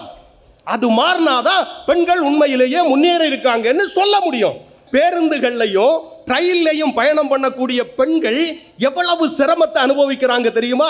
சில பாதுகாப்புக்காக அவர்கள் சில பொருட்களை கொண்டு போறாங்க, பெப்பர் ஸ்ப்ரே உட்பட கொண்டு போறாங்க. அதுல இருந்து தப்பிக்கிறதுக்காக பெண்கள் இருக்கிறாங்க. அது வேற சரியான நேரத்தில் அடிக்க மாட்டேங்குது. சுஜித் சார், நீங்க இருக்கிற அதே சென்னையில தான் அயனாவரத்தில் 11 வயசு குழந்தைங்க 17 மிருகங்கள். எவ்வளவு துடிச்சிருக்கோம் யோசிச்சு பாருங்க, எவ்வளவு துடிச்சிருக்கோம். காது கேட்காது. நான் என்ன கேட்கிறேன், அடுக்குமாடி குடியிருப்பில் இருக்கிற அந்த குழந்தைகளையே பாதுகாப்பா வளர்க்க முடியலையே, தெருவில் எங்க கிராமங்கள்ல எந்த பாதுகாப்பும் இல்லாமல் இருக்கிற குழந்தைகளை எப்படிங்க நாங்க வளர்க்க போகிறோம்? பயம் வருதா இல்லையா? பதட்டம் வருதா இல்லையா? ஒரு பெண்ணை பார்க்கும்போது தாயாகவும் சகோதரியாகவும் நினைக்கக்கூடிய மனநிலை இந்த சமூகத்தில் எப்ப வருதோ அப்பொழுதுதான் பெண் பாதுகாப்பாகவும் வளர முடியும். அதுக்கு பிறகுதாங்க முன்னேறவும் முடியும். அதுவரையிலும் பெண் முன்னேற்றம் என்பது வெறும் கற்பனையாகத்தான் இருக்க முடியும். ஒரு பெண் குழந்தை படிக்கணும், என்ன படிக்கணுங்கிறத வீட்டில் இருக்கிறவங்க முடிவு பண்றாங்க. ஒரு அப்பா தன்னுடைய மகள் என்ன படிக்கணும்னு தெருவில் இருக்க எல்லாத்தையும் கேட்டார், நண்பர்கள்ட்ட கேட்டார், ஆசிரியர்கள்ட்ட கேட்டார், சொந்தக்காரங்கள்ட்ட எல்லாம் கேட்டார். ஆனா கடைசி வரையிலும் படிக்க போற மகள்கிட்ட நீ என்ன படிக்க போறான்னு கேட்கவே இல்லை. கேட்டா நாம என்ன சொல்றோமோ அதைத்தான் படிக்கணும்னு இருக்கு. இன்னொன்னு, ஒரு வீட்டில் மகனும் மகளும் இருக்கிறாங்கன்னு வச்சுக்குவோம். மகன் படிக்கிறான். மகன் படிக்கிறத என்ன சொல்றாங்க தெரியுமா? அதை ஒரு முதலீடா பார்க்கறாங்க. மகனை எவ்வளவுக்கு அதிகமாக படிக்க வைக்கிறோமோ அந்த அளவுக்கு அதிகமாக வரன் வாங்கலாம், அதுல இருந்து வாழ்க்கையை அமைச்சிக்கலான்னு யோசிக்கிறாங்க. ஆனா பெண் குழந்தைன்னு வரும்போது அவங்களுக்கு செலவு பண்றத ஒரு செலவா பார்க்கறாங்க. அதிகம் படிக்க வச்சா அந்த அளவுக்கு உயரமான இடத்துல இருந்து வரன் பார்க்கணும், சிக்கல் வரம்ங்கிறத யோசிக்கிறாங்க. இதுதான் பெண்ணுக்கு இருக்கக்கூடிய முக்கியமான சிக்கல். நான் என்ன சொல்றேன் நடுவர் அவர்களே, குடும்பம் என்கின்ற அந்த சூழல்ல பெண்ணினுடைய நிலைமை எப்படி இருக்கு யோசிச்சு பாருங்க. கணவனா எல்லாருமே மனைவிக்கு உரிய அங்கீகாரத்தை நம்ம கொடுக்கிறோமா? யோசிச்சு பாருங்க. கணவனுக்கு கட்டுப்பட்டு பெண் இருக்கணும்னு விரும்புகிறோம், கணவனுக்காக பெண் இருக்கணும்னு விரும்புகிறோம் இல்லைங்களா? 2ஆம் நிலையில் தான் நடத்தப்படுகிறார். நடுவர் அவர்களே, என்னுடைய தனிப்பட்ட அனுபவத்தை ஒன்று சொல்கிறேன். எனக்கு ஒரு 4-5 வருஷத்துக்கு முன்னாடி ப்ரமோஷன் வித் டிரான்ஸ்ஃபர் கிடைச்சி பணியில். நானும் வேலை பார்க்குறேன், என் மனைவியும் வேலை பார்க்குறா. வெளியூருக்கு டிரான்ஸ்ஃபர் ஆகும்போது ஒரு 4-5 நாள் அங்கே இருந்துட்டு என் மனைவிட்ட வந்து சொன்னேன், என்னால் அங்கே சாப்பிட்றதுக்கு வசதி இல்லை, நீ என் கூட வந்துருன்னு சொன்னேன். சொன்ன உடனே என் மனைவி சொன்னாங்க, நான் வேலை பார்க்கணும்னு. உடனே நான் கேட்டேன், அப்ப என்ன பார்க்கறது யாரு? அவங்க நான் வேலை பார்க்கணும்னு சொன்னாங்க. திரும்ப என்னுடைய கோபம் கூடுது. நான் இந்த மேடையில் வெக்கத்தை விட்டு சொல்றேன், மிக கடுமையாக அந்த நேரத்தில் நான் நடந்துக்கிட்டேன். இப்ப நினைக்கும் போது எனக்கு கஷ்டமா இருக்கு. மிக கடுமையாக நடந்து கொண்டு அவளை என்னுடைய விருப்பத்திற்கு ரிசைன் பண்ணிட்டு என்னோட வர வச்சேன். இன்னைக்கு நான் தினமும் கிளம்பி வேலைக்கு போறேன், சந்தோஷமா இருக்கிறேன். என் மனைவியும் வேலைக்கு போறாங்க, கற்பனையில் கனவில். நான் இப்படி நிறைவு செய்கிறேன். பரமபதம்னு ஒரு விளையாட்டு, நம்முடைய பாரம்பரிய விளையாட்டுகள்ல அது ஒன்று. என்ன தெரியுமா? வைகுண்ட ஏகாதசி அன்றைக்கு நம்ம விளையாடுவோம். அந்த விளையாட்டில் ஒவ்வொரு கட்டமாக நம்ம மேலே ஏறி போவோம். அப்படி மேலே ஏறி போகும்போது மேலே ஒரு பாம்பு இருக்கும். பாம்பு அப்படியே தடுத்து கீழே தள்ளிடும். பெண்ணினுடைய வாழ்க்கையும் முன்னேறுவதற்கு அவர்கள் முயற்சி செய்கிறார்கள். ஆனால் பல நேரங்களில் சமூக அமைப்பு என்கின்ற பாம்பு தடுத்து கீழே தள்ளுகிறது. மீண்டும் பழைய நிலைக்கு அவர்கள் வருகிறார்கள். இதுதான் பெண்ணினுடைய நிலைமை. பெண்ணினுடைய வாழ்க்கையில் சந்தோஷங்கள் குறைவு, சங்கடங்கள் தான் அதிகம். வெற்றியை விட வெற்றிடம்தான் அதிகமாக இருக்கிறது. இது மாறுகிற வரையிலும் பெண்ணினுடைய முன்னேற்றம் என்பது வெறும் கற்பனையாகத்தான் இருக்கிறது. வாய்ப்புக்கு நன்றி, வணக்கம். பெண்ணினுடைய முன்னேற்றம் அல்லது அவளுடைய விடுதலை என்பது ஆணுக்கு எதிரான போராட்டம் அல்ல, அது ஆணும் பெண்ணும் கைகோர்த்து செய்ய வேண்டிய பயணம். ராஜ்குமாரினுடைய பேச்சை நான் ரொம்ப ரொம்ப அணுவாக ரசித்தேன். 2-3 விஷயங்களை இந்த மன்றத்தின் மிக முக்கியமான திருப்பங்களுக்கு அவர் அழைத்து சென்றிருக்கின்றார். மிளர்கிறவர்களை பார்க்கிறீர்கள், ஒளிர்கிறவர்களை பார்க்கிறீர்கள், தடையை உடைத்து கொண்டு வெளியே வந்த வெற்றியாளர்களை பார்க்கிறீர்கள், இருட்டு சகதியிலே ஆழ்ந்து கிடக்கிறவர்களை பற்றி உங்களுக்கு தெரியுமா என்ற ஒரு கேள்வியை வைத்திருக்கின்றார். அதுவும் எங்கேயோ இருக்கிற பெண்களை பற்றி அவர் பேசலை. அவருக்கு பக்கத்து தெருவில், அடுத்த வீட்டில், அவருடைய கிராமத்தில் வசிக்கிற சகோதரிகளை பற்றி பேசுகிறார். ரொம்ப ரொம்ப முக்கியமான விஷயம், அந்த டாஸ்மாகில் குடிச்சிட்டு வந்து அடி வாங்குகிற அந்த பெண் எவ்வளவு சங்கடமான நிலைமை யோசிச்சு பாருங்க. ஆனால் நாம் இந்த மாநிலத்தில் சொல்லிட்டு இருக்கோம், அந்த வருமானத்தை வச்சு தான் நாங்கள் ஆசிரியர்களுக்கு சம்பளம் கொடுக்குறோன்னு நாங்கள் சொல்லிட்டோம். இருளடைந்த நாடிதென்று எவரோ சொல்ல, அந்த இழிவும் ஒரு பெருமை என்று எண்ணி வாழ்ந்தார்னு பாரதி பாடினார். தன்னுடைய வாழ்க்கையை பற்றி கடைசியாக ராஜ்குமார் சொன்ன அந்த பகுதி ரொம்ப ரொம்ப சுவாரஸ்யமானது. நம்மளாம் படித்தவர்கள் தான், பணியில் இருக்கிறவர்கள் தான். ஆனால் என்னுடைய மனைவி வளரலாம், என்னுடைய தோளுக்கு மேல் வளரக்கூடாது என்று நினைப்பது தான் கணவர்களினுடைய மனப்பான்மை என்பதை தன்னையே ஒரு சாட்சியாக வைத்து சொன்ன அவருடைய நேர்மையும் நெஞ்ச துணிவையும் நான் பாராட்டுகிறேன். ரொம்ப ரொம்ப சிறப்பாக பேசியிருக்கிறார். அவருக்கு மனப்பூர்வமான வாழ்த்துக்கள். பிரச்சனைகள் இருக்கலாம், ஆனால் சுஜித் சொன்ன மாதிரி எல்லாரும் ஒரே லைனில் நின்று ஓட ஆரம்பிக்கல. ஒவ்வொருத்தரும் வேறு வேறு இடத்துலேருந்து ஓட ஆரம்பிச்சிருக்கோம். அதனால் அவர்கள் அடைந்திருக்கிற வெற்றிகளை நீங்கள் பார்க்க மறுக்கிறீர்கள் என்று சொல்லுவதற்காக மும்பையிலிருந்து விமானத்தில் வந்த ராஜஸ்ரீ நாகராஜன், வாங்கம்மா. நடுவர் அவர்களே, பெண்களுக்கு பாதுகாப்பு கொடுத்தது அந்த காலம். ஆனால் ஒரு பெண் மந்திரியே பாதுகாப்பு மந்திரியாக இருப்பது இந்த காலம். சொல்லுங்கம்மா, இந்த ஊர்க்காரங்கம்மா. இந்த திருச்சி மண்ணு நிர்மலா சீதாராமனுடைய சொந்த ஊர். இந்த இடத்துல நின்றுக்கிட்டு பெண்கள் முன்னேற்றம் என்பது ஒரு கற்பனைன்னு சொல்றது இந்த நூற்றாண்டின் மிகப்பெரிய கற்பனை இல்லையா? அது பெண்கள் முன்னேற்றம் நிஜம் என்பதுதான் நிஜம்.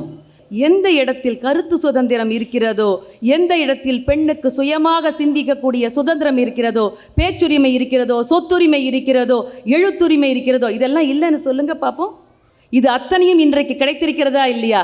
இந்த பேச்சுரிமை கிடைத்ததுனால தானே இந்த மேடையில் 4 பெண்கள் உட்கார்ந்துருக்கோம், ஒரு நடுவர் பெண்ணாக உட்கார்ந்துருக்காங்கன்னு சொன்னால் இது முன்னேற்றத்தோடைய முன்னோடி இல்லையா? இது ஜெயகாந்தன் அவர்கள் 70களில் அக்னி பிரவேசம்னு சொல்லி ஒரு நாவல் எழுதினார். ஒரு சமூக அநீதி இழைக்கப்பட்ட ஒரு பெண் அந்த குடும்பத்திலையும் அவர்களால் எப்படி ஏற்றுக்கொள்ளப்படுகிறாள் என்பதற்கு இந்த சமுதாயத்தில் ஒரு பெரிய சிலிர்ப்பை ஏற்படுத்தவில்லையா அந்த அக்னி பிரவேசம் என்பது? ராஜ்குமார் சார், ராஜபாளையத்தை விட்டு கொஞ்சம் வெளியில் வாங்க, எங்கள் மும்பைக்கு வந்து பாருங்க. ஃபேஷன் ஷோ என்ன, அவார்ட் ஷோ என்ன, டிஜே விஜே ஆர்ஜேன்னு பெண்கள் எந்தெந்த இடத்துலையோ சிறகடிச்சு படந்துட்டு இருக்கோங்க. மருத்துவம், சட்டம், தொழில், விண்வெளி, விஞ்ஞானம் எல்லாத்துலேயும் பறந்துட்டு இருக்கோங்க. ஒரு 70-80 ஆண்டுகளுக்கு முன்னால் நம்முடைய பெண்கள் வந்து நுழைய முடியாத துறை என்று பல துறைகள் இருந்தது. விளையாட்டுத்துறை, அதாவது பிடி, அந்த பிடி டிபார்ட்மெண்ட்டில் விளையாட்டு பல்கலைக்கழகம் என்ற தொழிலில் இன்று ஒரு பெண், ஷீலா ஸ்டீஃபன் என்கிற பெண் ஒரு வைஸ் சான்சலராக ஆயிருக்காங்கன்னு சொன்னால், முதல் வைஸ் சான்சலர் அப்படின்னு சொன்னால் இது எவ்வளவு பெரிய முன்னேற்றம் அது இருக்கிறதுலையே. இதை தமிழ்நாட்டில் 12.5% பெண்கள் போலீஸ் துறையில் இருக்கிறதா கணக்கெடுப்பு கூறியிருக்குன்னு சொன்னால் எவ்வளவு தைரியமான ஒரு துறையை அவர்கள் தேர்ந்தெடுத்திருக்கிறார்கள். எந்த துறையில அவங்களுக்கு துணையாக அவங்க வீட்டுக்காரங்க வந்து நிற்கிறாங்கம்மா. இங்கே நீங்கள் எல்லாரும் தமிழ்நாட்டில் வந்து ஆல் உமன் போலீஸ் ஸ்டேஷனை பற்றி கேள்விப்பட்டிருப்பீங்க. எங்கள் மும்பையில் மட்டுங்கால வந்து பாருங்கள், ஆல் உமன் ரயில்வே ஸ்டேஷன் இருக்குது. அந்த ஆல் உமன் ரயில்வே ஸ்டேஷனில் ஸ்டேஷன் மாஸ்டர்லேருந்து வேலை பார்க்கக்கூடிய அத்தனை ஸ்டாஃபும் பெண்கள். இது இந்த நாட்டுக்கு எங்கள் மாநிலம் காட்டும் ஒரு முன்னோடியான பயணம் இல்லையா? எந்த இடத்துல அங்கே பெண் இல்லை? இமயமலையை தொடலையா, எவரெஸ்ட்டை தொடலையா, விமானம் ஓட்டலையா? இதுதாங்க நமக்கு மோட்டிவேஷன் என்கிறது. அவ்வளவு மோட்டிவேஷனாக பேசக்கூடிய அந்த சுஜித்தை போட்டு தாக்குன்னு தாக்கிட்டாருங்க. ஏம்மா, அவர் தான் தாக்கி முடிச்சிட்டார், நீங்கள் ஒரு தடவை நினைவுபடுத்துறீங்க அது ஆடியன்ஸுக்கு. இவ்வளவு ஏன், மார்ச் 8ஆம் தேதி, கடந்த மார்ச் 8ஆம் தேதி உமன்ஸ் டே அன்னைக்கு இந்தியாவிலேருந்து, நியூ டெல்லியிலேருந்து ஒரு விமானம் புறப்பட்டது சிக்காகோ நகருக்காக. நான் ஸ்டாப் விமானம். அந்த ஏர் இந்தியா விமானத்தை ஓட்டிய பைலட்டு, கோ பைலட்டு, உள்ள பார்த்த பணிப்பெண்கள் அத்தனை பேரும் பெண்கள். அமெரிக்காவில் அது லேண்ட் ஆன உடனே அங்கே இருக்கக்கூடிய அதிகாரிகள் அத்தனை பேரும் சல்யூட் அடித்து அந்த விமானத்தை உள்ள வரவேற்றாங்கன்னு சொன்னால் இதை பெண்கள் சாதிக்கலையா? இவங்களெல்லாம் எந்த ஏடலையும் போடலைங்க. இதெல்லாம் நம்ம எடுத்து படிக்கணும், நல்லதை மாத்திரம் படிக்கணும். நம்மளுக்கு வேண்டிய மாதிரி வெறும் பாம்பில் மாத்திரம் சறுக்கக்கூடாது, ஏனிலையும் அப்பப்போ ஏறணும். ராஜ்குமார், நீங்கள் விளையாடி இருக்கீங்களா பரமபதம்? அப்பப்போ ஏணியில் ஏறணும். நீங்கள் வாசப்படி தாண்டினா குத்தம், சமையல் கட்டை உண்டு விட்டு வெளில வந்தா தப்பு, கணவன் வெளிநாட்டில் இருந்தா போய் பார்த்தா தப்பு. இந்த மாதிரி காலகட்டங்கள்லாம் போய் பூமியை விட்டே வெளியே போய் விண்வெளியை தொடக்கூடிய அளவுக்கு இன்று மும்பை பெண்கள் வந்திருக்கிறார்கள் என்று சொன்னால் மிகையாகாது. சமீபத்தில் நடந்த தமிழ்நாடு அரசில் கல்பனா சாவ்லா விருது அப்படின்னு சொல்லி ஒரு முத்துமாரின்னு ஒரு லேடிக்கு கொடுத்துருக்காங்க. அந்த முத்துமாரி பண்ணது என்ன தெரியுமா? தன்னுடைய 11 வயது மகளை அவங்க சிறுத்தை புலியிடமிருந்து காப்பாற்றி இருக்கிறார்கள். இதை போல கல்பனா சாவ்லாக்கள் எத்தனையோ பேர் நம் குடும்பங்களில் இருக்கிறார்கள். பத்மா சுப்பிரமணியத்தை போல, இந்திரா நூயியை போல, மீரா நாகராஜனை போல, பாரதி பாஸ்கர் போல, ஏன்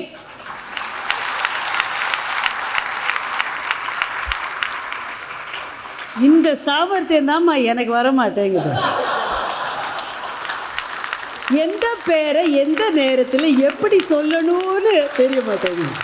ஒரு 30 வருஷத்துக்கு முன்னாடி மெட்ராஸ் லா காலேஜில் வழக்கறிஞருக்கு 5 வருஷம் படித்தேன், பிஎல். அதை முடிச்சுட்டு 2 வருஷம் ஹைகோர்ட்டில் ப்ராக்டிஸ் பண்ணிட்டுறப்போ எனக்கு கல்யாணம் நிச்சயம் ஆச்சு. எஸ்வி சேகர் மணல் கயிறில் கண்டிஷன் போடுவார், அந்த மாதிரி எங்கள் ஹஸ்பண்ட் ஒரு கண்டிஷன் போட்டார். 8 கண்டிஷனா? 2 கண்டிஷன். சரி. பொண்ணு படிச்சிருக்கணும், ஆனால் வேலைக்கு போகக்கூடாது அப்படின்னாரு. எனக்கு யோசித்து பார்க்கும்பொழுது ஏதோ ஒரு ஏக்கம், ஒரு இது இருந்துகிட்டே இருந்தது மனசுக்குள்ளே. நம்ம கிளாஸ்மேட்ஸ் எல்லாம் ஹைகோர்ட் ஜட்ஜாக இருக்காங்களே, நம்மளும் கண்டினியூஸாக ப்ராக்டிஸ் பண்ணியிருந்தா ஹைகோர்ட் ஜட்ஜாக இருப்போமோ அப்படின்னு. மீரா மேடம் சொல்லும்பொழுது சொன்னாங்க, இவர்களுடைய மகள் ஒரு டாக்டராக இருக்காங்க, இந்த ஊரில் பொண்ணை கொடுத்துருக்காங்க அப்படின்னு சொல்லி. என்னன்னா எம்பிபிஎஸ் முடிச்சுட்டு கர்நாடிக் சிங்கராக இருந்துக்கிட்டு அந்த பெண்ணை பாடகையாக ஒரு வீட்டுக்கு அனுப்பினேன். இன்றைக்கி அமெரிக்காவில் இருக்காவோ. ஆனால் அந்த காலத்து மாமியார் மாதிரி எனக்கு ஒரு கல்யாணம் ஆயிடுச்சா, ஒரு வருஷத்தில் எனக்கு ஒரு பேரனோ பேத்தியோ பெற்றுக்கொடு அப்படின்னு சொல்லாமல், நீ பிஜி படிக்கணும், நீ பாட்டு பாடணும், அதுக்கு என்ன சப்போர்ட் வேணுமோ எங்கள் கணவரும் சரி, என்னுடைய மகனும் சரி, அத்தனை பேரும் உங்களுக்கு செய்வார்கள்னு சொன்னால் அந்த சூழ்நிலை தான் நாங்கள் மாற்றம் என்று சொல்கிறோம். அந்த மாற்றத்தை தான் நாங்கள் முன்னேற்றம் என்று சொல்கிறோம். ராஜஸ்தானில் ரீதான்னு ஒரு பொண்ணு, அந்த பொண்ணு 10ஆம் கிளாஸ் முடித்த உடனே கல்யாணம் ஆயிருக்கு. அந்த பொண்ணுக்கு ஒரு தீராத கனவு, அதாவது தான் டாக்டருக்கு படிக்கணும்னு சொல்லிட்டு. அந்த கணவனுக்கு தெரிஞ்சிருக்கு, தன்னுடைய வாழ்வாதாரமாக இருக்கக்கூடிய ஒரே ஒரு ஆட்டோவை விற்று அந்த பையன் அந்த பொண்ணை படிக்க வச்சு இன்னைக்கு ராஜஸ்தான் மெடிக்கல் காலேஜில் அந்த பொண்ணு 2ஆம் ஆண்டு எம்பிபிஎஸ் படிச்சுட்டு இருக்கு. சரி, ராஜ்குமார் தான் ஒரு பொறாமையில் பெண்கள் முன்னேறல கற்பனைன்னு சொல்றான்னு பார்த்தா 2 அணியில் அந்த பெண்கள் உட்காந்துருக்காங்க பாருங்க. ஏமா 2 பேரும் இங்கே உட்காந்துருக்கீங்க? பாரதி போட்ட விதை இன்று செடியாகி மரமாகி இருக்கிறது. எதிர்காலத்தில் கண்டிப்பாக ஒரு ஆல விருட்சமாக வளர்ந்து அது ஒரு பெரிய விழுதுகளை எதிர்பார்க்க போகிறது. கசப்பான வாழ்க்கையை மறப்போம், இன்றைய இனிப்பை சுவைப்போம், எதிர்காலத்திற்கு நல்ல ஒரு பாடத்தை கற்பிப்போம். ராஜஸ்ரீ அவர்களுக்கு என்னுடைய மனப்பூர்வமான வாழ்த்துக்கள். அவர் சொன்னதில் இந்த அவை ரொம்ப கவனத்தில் கொள்ள வேண்டிய ஒரு விஷயம், அக்னி பிரவேசம் என்ற ஜெயகாந்தனுடைய கதையை அவர் தொட்டு காட்டினார். சில படைப்பாளிகள் காலத்தை விஞ்சி நிற்கிறார்கள் என்பதற்கு கால சாட்சியாக நிற்கிற கதை அக்னி சாட்சி. அக்னி பிரவேசம் கதை என்னவென்றால், ஒரு பெண்ணுக்கு நடக்கக்கூடாதது நடந்தது. அவள் அழுது கொண்டே அம்மாவிடம் சொல்லுகிறாள். அந்த அம்மா, குழந்தை, இது 4 பேருக்கு தெரிஞ்ச அவனுடைய வாழ்க்கை நாசமாயிடும், சேத்தை மிதிச்சிட்ட, அதனால் என்ன, நல்லா காலை சுத்தமாக கழுவிக்கிட்டாக்க அப்புறமா நீ சுவாமி ரூமுக்கு கூட போகலாம் இல்லையா, இந்த விஷயத்தை யார்ட்டையுமே சொல்லாத என்று சொன்ன ஒரு தாயினுடைய கதை. அக்னி பிரவேசம் சிறுகதையாக வந்தபோது ஜெயகாந்தன் சந்தித்த எதிர்ப்புகளும் ஏவு கணைகளும் இருக்கிறதே, அவர் ஒருவரை தவிர வேறு யாராலும் அதை தாங்கி இருக்க முடியும். எப்படி ஜெயகாந்தனால் அதை தாங்க முடிந்ததுன்னு நான் பார்த்தேன். தானே ஒரு தாயாகி ஜெயகாந்தன் அந்த கதையை எழுதியதால் தான் அவரால் அதை தாங்க முடிந்தது. இந்த மாற்றம், அக்னி பிரவேசம் நடந்த காலகட்டத்துக்கும் இன்றைக்கும் இருக்கிற அந்த சமூக சூழல் மாற்றம் இருக்கிறதே, அதுதான் பெண்கள் முன்னேறிவிட்டார்கள் என்பதற்கான சாட்சி என்று ராஜஸ்ரீ சொன்ன கருத்தை இந்த மன்றம் வரவேற்று பாராட்டுகிறேன். பொதுவாக கல்யாணம்னா மல்லிகைப்பூ மாலை வாங்கலாமா இல்லை ரோஜா பூ மாலை தேர்ந்தெடுக்கலாமான்னு நினைச்சது அந்த காலம். ஆனால் இன்னைக்கு கல்யாண மாலையை முதல்ல போய் பார்ப்போமான்னு நினைக்கிறது இந்த காலம்.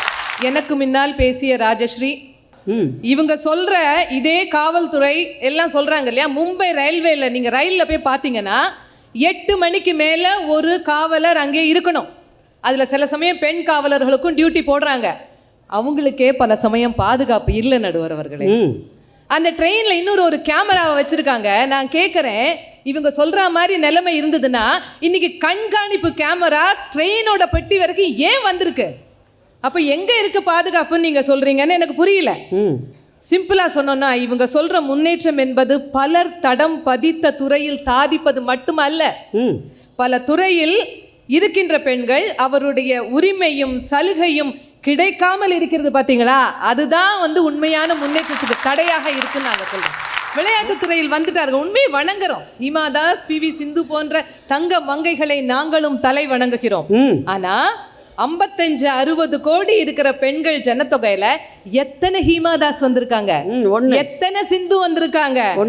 எதுவுமே கிடையாது. 71 ஆண்டு இண்டிபெண்டன்ஸ் கிடைச்சதுக்கு அப்புறம் இவங்க ஒத்தரையோ 2 பேரையோ சொல்றாங்களே, இது எப்படி நீங்க முன்னேற்றம்னு எடுத்துக்க முடியும்? ஆண்டுக்கு ஒண்ணுனா கூட 71 பேர் சொல்லணும். பெண் கிரிக்கெட் வந்து இன்னைக்கு எவ்வளவு பிரபலமா இருக்கு சொல்லுங்க பார்க்கலாம். ஆண்கள் ஆடுற கிரிக்கெட் மாதிரி இன்னைக்கு பெண் கிரிக்கெட் பிரபலமா இருக்கா? இல்லையே. இன்னைக்கு என்ன பேசுறீங்க? கிரிக்கெட்ல பெண் அப்படின்னா ஒன்று சியர் கேர்ள்ஸாக இருக்கணும், இல்லைன்னா அரகுறை ஆட போட்ட ஹோஸ்டாக இருக்கணும். இவ்வளவுதான் இன்னைக்கு அவங்களுடைய நிலைமை. சத்துணவு ஆயாவா கூட வர முடியல, சும்மா சாதிக்கிறாங்கன்னு எதையாவது நீங்கள் பேத்திட்டு இருக்கீங்களேம்மா. பறக்கிறார்கள் விண்வெளியில், உண்மை போகிறாங்க, சில பேர் இல்லைன்னு சொல்ல, பறக்கிறாங்கங்கிறாங்க. பிறக்கிறதுக்கே வழியை காணோம் நாங்கள் சொல்லிட்டு இருக்கோம், அப்புறம் எங்கேருந்துமா பறக்கிறது? கடவுளை வேண்டினால் ஆண் குழந்தை பிறக்கும், கடவுளே விரும்பினால்தான் பெண் குழந்தை பிறக்கும். நடுவர் அவர்களே, அப்படிப்பட்ட பெண்ணின் நிலைமை இன்னைக்கு எப்படி இருக்கு பாருங்க. 1000 ஆண்களுக்கு 900க்கும் கீழே அந்த எண்ணிக்கை போயிட்டு இருக்கு பெண்களோடது. அந்த அளவுக்கு பெண் சிசுக்குலை சில இடங்களில் இன்றளவும் நடந்து கொண்டுதான் இருக்கிறது. அடிப்படை கல்வி வேணா இன்னைக்கு பலருக்கு கிடைச்சிருக்கலாம், ஆனா உயர்கல்விங்கிறது எத்தனை பெண்களுக்கு கிடைச்சிருக்கு? என்னோட அணியில் ராஜ்குமார் சொன்னாரே, கிராமங்களில் நிறைய பேருக்கு கிடைக்கிறது இல்லைன்னு. அதுக்கு என்ன காரணம் தெரியுமா? அவங்களுக்கு வந்து உயர்கல்வி போகிறதுக்கு எங்கேயாவது ஒரு 40-50 கிலோமீட்டர் போக வேண்டியிருக்கும். அப்போ என்ன பண்ணுவாங்க? அம்மாவும் அப்பாவும் கூலி வேலை பண்ணுவாங்க. இந்த பொண்ணை தனியாக வீட்டில் விட்டுட்டு போக முடியாதே, அதுக்கு பயந்துட்டு அவங்க கல்வியை அதோடு நிறுத்துகிற பல குடும்பங்கள் இன்றளவும் இருந்து கொண்டு இருக்கிறது. நடுவர் அவர்களே, அப்போது தொட்டில் கட்டி விளையாட வேண்டிய வயசில் தொட்டில ஆட்டி தாயாகும் நிலைமைக்கு பல பெண்கள் இன்று தள்ளப்படுகிறார்கள். கண்ணாம்பூச்சி விளையாட்டும் கம்ப்யூட்டர் கேம்ஸும் விளையாட வேண்டிய வயசில் அவர்களுடைய வாழ்க்கை வந்து கண்கட்டி வித்தையாக போயின்னு இருக்கேங்கிற அந்த ஆதங்கத்தில் தான் நாங்கள் சொல்கிறோம் பெண்கள்லாம் இன்றைக்கும் முன்னேறலை அப்படின்னு. மகள் வந்து டீனேஜுக்கு வரும்போது தான் அம்மா வந்து மிடில் லெவல் மேனேஜ்மெண்ட்டுக்கு போவாங்க. அப்போ பேரண்ட் டீச்சர் மீட்டிங் வரும், அம்மாவால் போக முடியாது. அவன் சொல்லுவா, அம்மா நீ மட்டும்தாம்மா இதுக்கு வரவே இல்லை அப்படின்னு சொல்லுவா. ஒவ்வொரு நாளும் இந்த மாதிரி பெண்கள், நான் நல்ல அம்மாவா, நான் இன்னைக்கு நல்ல ஒய்ஃபா, இல்லை நான் இன்னைக்கு நல்ல ஆஃபீஸில் வேலை பண்ணுற பொண்ணா அப்படின்னு மனசு குத்த குத்த துடிச்சிட்டு இருக்க பெண்கள் இன்னைக்கு நிறைய பேர் இந்த நாட்டில் இருக்காங்க. நடுவர் அவர்களே, பெரிய லெவலில் பார்த்தீங்கன்னாக்கா இவங்க வந்து சொல்கிற மாதிரி இன்னும் பெரிய வேலையில் இருப்பாங்க. அவங்க பார்த்தீங்கன்னா இன்றைக்கி மும்பை ட்ரெயினில் போய் பார்க்க சொல்லுங்கள், காலையில் உணவையே ட்ரெயினில் தான் எடுத்துப்பாங்க, சாயங்காலம் போகும்போது காய்கறி நறுக்கிட்டு போவாங்க. ஏன்னா அவங்களுக்கு வந்து அந்த வேலைகள்ங்கிறது வீடு ஆஃபீஸுங்கிற 2 கரை, இக்கரைக்கும் அக்கறைக்கும் மாறி மாறி பயணம் செய்து எக்கரை என்கரை என்பதே தெரியலன்னு வாழ்க்கையில் கஷ்டப்படுற பெண்களை பற்றி நாங்கள் பேசிகிட்டு இருக்கோம். நடுவர் அவர்களே, அப்படியே வீட்டில் இருக்கிற பெண்கள்னா அவங்களுக்கு என்ன, ஹோம் மேக்கர்னு இப்போ வேணால் பேர் சொல்லலாம், ஆனால் ராத்திரி வரைக்கும் பணி செய்து ஞாயிறு கூட விடுமுறை கிடையாது, எல்லாரையும் பார்த்துப்பாங்க. ஆனால் அவங்களுக்கு கிடைக்கிற பேர் என்ன தெரியுமா? சும்மா தானே இருக்காவ, நாள் பூரா சும்மா தானே இருக்கான். வடிவேல் சொல்கிற மாதிரி சும்மா இருக்கிறது என்ன அவ்வளோவேனா சுலபமா? இவங்க சொல்கிறாங்கல்ல, அந்த சட்டம் இருக்குது, இந்த சட்டம் இருக்குது, வன்முறை தடுப்பு சட்டம், பாலியல் கொடுமை தடுப்பு சட்டம், எல்லா சட்டமும் இருக்கே, எதுக்காக? இதெல்லாம் இன்றைக்கும் நடக்கிறது, அதெல்லாம் தடுக்கணுங்கிற அந்த ஒரே காரணத்தினால்தான் இன்னைக்கு இத்தனை சட்டங்கள் நாட்டில் இருக்குது. நடுவர் அவர்களே, 34 பெண்கள் காப்பகத்தில் கொடுமைப்பட்ட விஷயத்தை நம்ம இன்னைக்கு பார்த்தோமே, மனசு வலிக்குது. நடுவர் அவர்களே, அதாவது சுதந்திரம் என்பது தான் விரும்புவதை செய்வது மட்டுமல்ல, தனக்கு பிடிக்காததை செய்ய முடியாமலோ செய்ய சொல்லாமலோ இருந்தால் அதுதான் உண்மையான சுதந்திரம். இன்னைக்கு எத்தனை பெண்களுக்கு அது கிடைச்சிருக்கு? இவங்க சொல்றாங்க எல்லாமே கிடைச்சாச்சு, உங்களுக்கு சம்பளம் கிடைச்சாச்சு, கல்வி கிடைச்சாச்சு, வேலை கிடைச்சாச்சு, எல்லாம் கிடைச்சாச்சு, இன்னும் என்ன வேணும்னு கேட்குறாங்க. நான் சொல்றேன், ஒரு சுயமரியாதைன்னு ஒன்று பெண்ணுக்கு இருக்குங்க, அது வேணுங்க. இப்படி சொல்லி முடிக்கிறேன். ஒவ்வொரு கடைநிலை வீடுகளிலும் பெண் பிறந்தால் என்னைக்கு இந்த நாடு முழுவதும் சந்தோஷம் வருமோ அன்றைக்கு வரும் பெண் முன்னேற்றம்.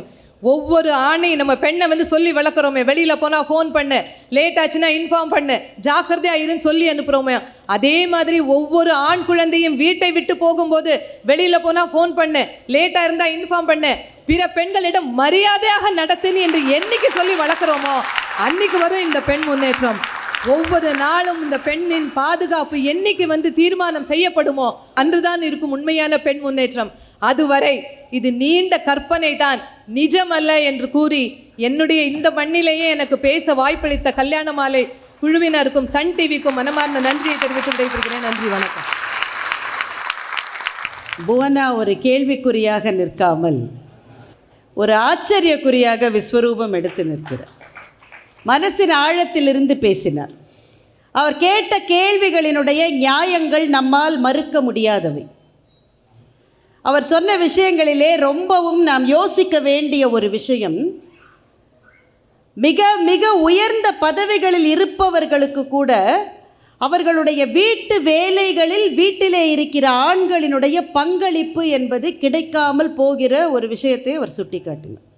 ஃபேஸ்புக் நிறுவனத்தினுடைய சிஓவாக இருக்கிற உலகத்தினுடைய ரொம்ப பவர்ஃபுல்லான 10 பெண்களில் ஒருவராக இருக்கிற ஷெரில் சாண்ட்பர்க் இதை சொல்லுகிறார்கள்.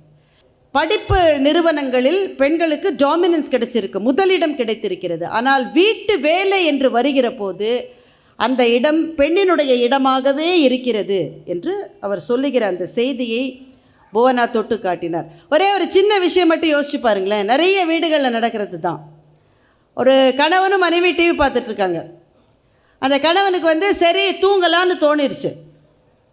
உடனே என்ன பண்ணுவார், நாசமாக போகிற வீட்டில் எதுவுமே சரியில்லைன்னு ஏதாவது கீழே போட்டுட்டு போய் படுத்துக்க போவார். அதாவது நான் தூங்கணும் அப்படின்னு அவர் சொன்னதுக்கும் அவர் போய் தூங்குவதற்கும் இடையிலே அவர் செய்கிற ஒரே வேலை, நாசமாக போன வீட்டில் எதுவும் சரியில்லைன்னு கீழே போட்ட ஒரு வேலையை தான். இப்போ அந்த அம்மா டிவிலாம் பார்த்து முடிஞ்சிச்சு, அவங்க சொன்ன அந்த சீரியல்லாம் பார்த்து துலாக்கோல்லாம் பார்த்தாச்சு. இப்போ அந்த அம்மா தூங்கணும்னு முடிவு பண்ணுது. நான் போய் தூங்க போகிறேன்னு சொன்ன பிறகு அந்த அம்மா முதல்ல வாசல் பூட்டியிருக்கான்னு செக் பண்ணிவிட்டு, இந்த பையனுடைய சாக்ஸ் ஒன்று வந்து ஷூவுக்குள்ளேயும் இன்னொன்று வந்து வீட்டுக்கு வெளியிலையும் இருக்குல்ல, அது ரெண்டுத்தையும் எடுத்து வச்சுட்டு, யாருக்குமே பொறுப்பு கிடையாது இந்த வீட்டில், எதுவுமே விளங்காது இந்த வீட்டில்னு வாயார ஆசீர்வாதம் பண்ணிவிட்டு, பாலை போய் பெற குத்திட்டு கொசுவத்தியை ஏற்றி வச்சுட்டு, கணவர் கழட்டி போட்டிருக்கிற கண்ணாடியை நாளைக்கு அவர் தேடுவாருன்னு சொல்லி பத்திரமா எடுத்து வச்சுட்டு, காலையில் இட்லிக்கு மாவு இருக்கான்னு ஃப்ரிட்ஜில் செக் பண்ணிவிட்டு, இத்தனையும் செஞ்சுட்டு அதற்கு பிறகு அவள் போய் படுக்கிறாள். அப்போ படுக்கிறேன்ற முடிவை எடுத்த பிறகு போய் படுப்பதற்கு ஆணுக்கு சராசரியாக 2 நிமிஷம் ஆகுது. படுக்க வேண்டும் என்ற முடிவை எடுத்த பிறகு போய் படுப்பதற்கு பெண்ணிற்கு குறைந்தது 15 நிமிஷங்களாவது தேவையாக இருக்குது. இது சில ஆண்கள்லாம் கை தட்ட மாட்டேன்றாங்க. ஏன்னா அவங்க வீட்டில் அவங்க தான் பாலுக்கு பெற குத்தி கொசுவத்தி ஏற்றுறாங்களாம். நல்ல விஷயம், அதைத்தான் செய்யணும்னு நான் சொல்கிறேன். சமூகத்தின் மனசாட்சியை தட்டுகிற சில கேள்விகளை எழுப்பிய புவனா அவர்களுக்கு உங்கள் சார்பில் என்னுடைய பாராட்டுதல்களை தெரிவித்துக் கொள்கிறேன். உங்கள் ஊர் பொண்ணு திருச்சி பொண்ணு. அவர் சொல்லுவது அத்தனையும் பொய் தான், உண்மை இல்லை என்று சொல்லுவதற்காக அந்த அணியினுடைய நிறைவு பேச்சாளராக புதுக்கோட்டை பாரதி அவர்களை அழைக்கின்றேன். பொதிகை மலையில் பிறந்தவளாம், பூவை பருவம் அடைந்தவளாம், கருணை நதியில் குளித்தவளாம், காவிரி கரையில் கழித்தவளாம், அன்னை தமிழின் அடிபணிந்து என்னுடைய பணியை தொடங்குகின்றேன். இந்த எதிரணியில் ஒரு நிழல் உலக தாதா ஒருத்தர் வந்து பேசிட்டு போனார். யாருப்பா அது? இந்த தான் ராஜபாளையத்துக்காரரு. பெண்களின் நிழல் உலகத்தை நீங்கள் பார்த்திருக்கிறீர்களா? முதல்ல உங்கள் நிழலை உங்களால் பார்க்க முடியுமா? எதுக்கு இந்த பிபி வந்தால் மாத்திரை போட்டு அமைதியாக உட்காந்துக்கணும். அடுத்து ஒரு அம்மா அந்த பக்கத்துலேருந்து வர போகிறாங்க. அவங்க பேரே கவிதா. பொதுவாகவே கவிஞர்கள் சொல்லுவது போல கவிதைக்கு பொய் அழகு, கவிதாவுக்கு மிகப்பெரிய பொய் ரொம்ப அழகு. வந்து அடுத்த வரிசையா கலர் கலரா ரீலா விடுவாங்க பாருங்க. இருங்கம்மா இன்னும் அவங்க பேசவே இல்லை. எங்க எல்லாமே கற்பனை, எல்லாமே கற்பனை, நிழல் உலகம். ஒரு 100 வருஷத்துக்கு முன்னாடி இந்த சமூகம் எப்படி இருந்தது ஒரு நிமிடம் யோசிச்சு பாருங்க. ஒரு பெண் திண்ணை பள்ளிக்கூடத்தில் படித்து மேலே வந்துட்டாங்க, கல்லூரியில் படிக்கணும்னு ஆசைப்பட்டாங்க. ஆண்களுக்கு மட்டும்தான் நாங்கள் அனுமதி. ஆனால் இவர்களுடைய தந்தையார் போய் அன்றைக்கு ஆட்சி செய்து கொண்டிருந்த மார்த்தாண்ட பைரவ தொண்டைமான் மன்னரிடம் கேட்டபோது, பெருமக்களே நடந்த உண்மையை சொல்லுகிறேன். அந்த பெண் கல்லூரி வகுப்புக்குள்ளே நடுவிலே ஒரு திரைச்சீலை கட்டப்பட்டு திரைக்கு பின்னால் அமர்ந்து கொண்டு தன் முகத்தை யாருக்கும் காட்டாமல் யார் முகத்தையும் தானும் பார்க்காமல் 3 ஆண்டுகளுக்கு மேல் படித்து முடித்து பல்கலைக்கழகத்திலே தங்கப்பதக்கத்தை பெற்றார். பிறகு இந்தியாவிலேயே மருத்துவம் படித்த முதல் பெண் மருத்துவராக டாக்டர் முத்துலட்சுமி ரெட்டி என்று மிகப்பெரிய உயரத்தை அடைந்தார். சார், ஒரு பெண் முகத்தை காட்டி படிக்க முடியாம இருந்த இந்த சமூகத்துல இன்னைக்கு லட்சக்கணக்கில் பொது தேர்வில் ஆண் பிள்ளைகளை தாண்டி நாங்க எல்லாரும் பாஸ் பண்ணி ரிசல்ட்டை கொடுத்துக்கிட்டு இருக்கோம்னா என்ன நிழல் உலகம் நான் கேட்கிறேன். கேரளாவிலே நடந்த அந்த மிகப்பெரிய கொடுமை வெள்ளப்பெருக்கை பார்த்த நம்முடைய தமிழக சிறுமி தன்னுடைய சிறு சேமிப்பாகிய 8000 ரூபாயை எடுத்து கொடுத்தாள். எதுக்கு? தனக்கு மிதிவண்டி வாங்கணும்னு வச்சிருந்த அந்த சிறு சேமிப்பு தொகையை அவள் எடுத்து கொடுத்தாள் என்பது மட்டும் பெரிதல்ல. அதற்கு அவளுடைய தாய், தந்தையர், உற்றார் உறவினர் எல்லோரும் அதை ஆதரித்து ஊடகங்கள் அதை மிகப்பெரிய செய்தியாக ஆக்கி அரசாங்கம் அதற்கு பாராட்டு தெரிவித்து எல்லாவற்றிற்கும் மேலே எந்த கம்பெனியினுடைய சைக்கிளை அவள் வாங்கணும்னு நினைச்சாலோ அந்த கம்பெனியே அவளுக்கு வருடம் ஒரு சைக்கிளை இலவசமாக கொடுக்க முன் வந்திருக்கிறது. இங்க வந்துட்டு இவரு குக்கிராமத்துல எல்லாம் பிள்ளைங்க எல்லாம் ரொம்ப கஷ்டப்படுறாங்க. யாரு? நம்ம தாதா. அவர் நிழல் உலக தாதா. அவரு பாவம் இன்னைக்கு காலையில தான் டீ கடையில பேப்பரை எடுத்து பார்த்துக்கிட்டு காந்தி செத்துட்டாரா அப்படின்னு கேட்டுட்டு வர்றாரு. சார், உங்க வீட்டில் இருக்கிற பெண்களையே நான் சொல்றேன், கணவனிடம் அடி வாங்குகிறார்கள், கணவனிடம் பேச்சு வாங்குகிறார்கள். அதெல்லாம் எங்க பாட்டி காலத்திலேயே மலையேறி போயிருச்சுங்க. இன்னைக்கெல்லாம் வீட்டுக்காரர் கத்துன்னு கத்தட்டும், போய எனக்கு உன்னையும் தெரியும் உன் குடும்பத்தையும் தெரியும்னு ரிமோட்டை வச்சுட்டு நாங்க டிவி பார்த்துக்கிட்டு இருக்கிறோம். அப்படியே கணவனிடம் அடி வாங்குகிறார். சார், குடிச்சிட்டு வர்ற கணவனா இருக்கட்டும் சார், ஊதாரி அப்பாவா இருக்கட்டும் சார், பொறுப்பு இல்லாத அண்ணன் தம்பியா இருக்கட்டும் சார், அத்தனை பேரையும் தூக்கி சாப்பிட்டுட்டு தனி ஒரு பெண்ணாக இன்னைக்கு குக்கிராமங்களிலே இட்லி கடை வைத்தோம், 10 பாத்திரம் தேய்த்தோம், கம்பெனிகளில் வேலைக்கு போயும் தன் பிள்ளைகளை படிக்க வைக்கக்கூடிய 1000 லட்சம் பெண்களை நான் பார்க்குறேங்க.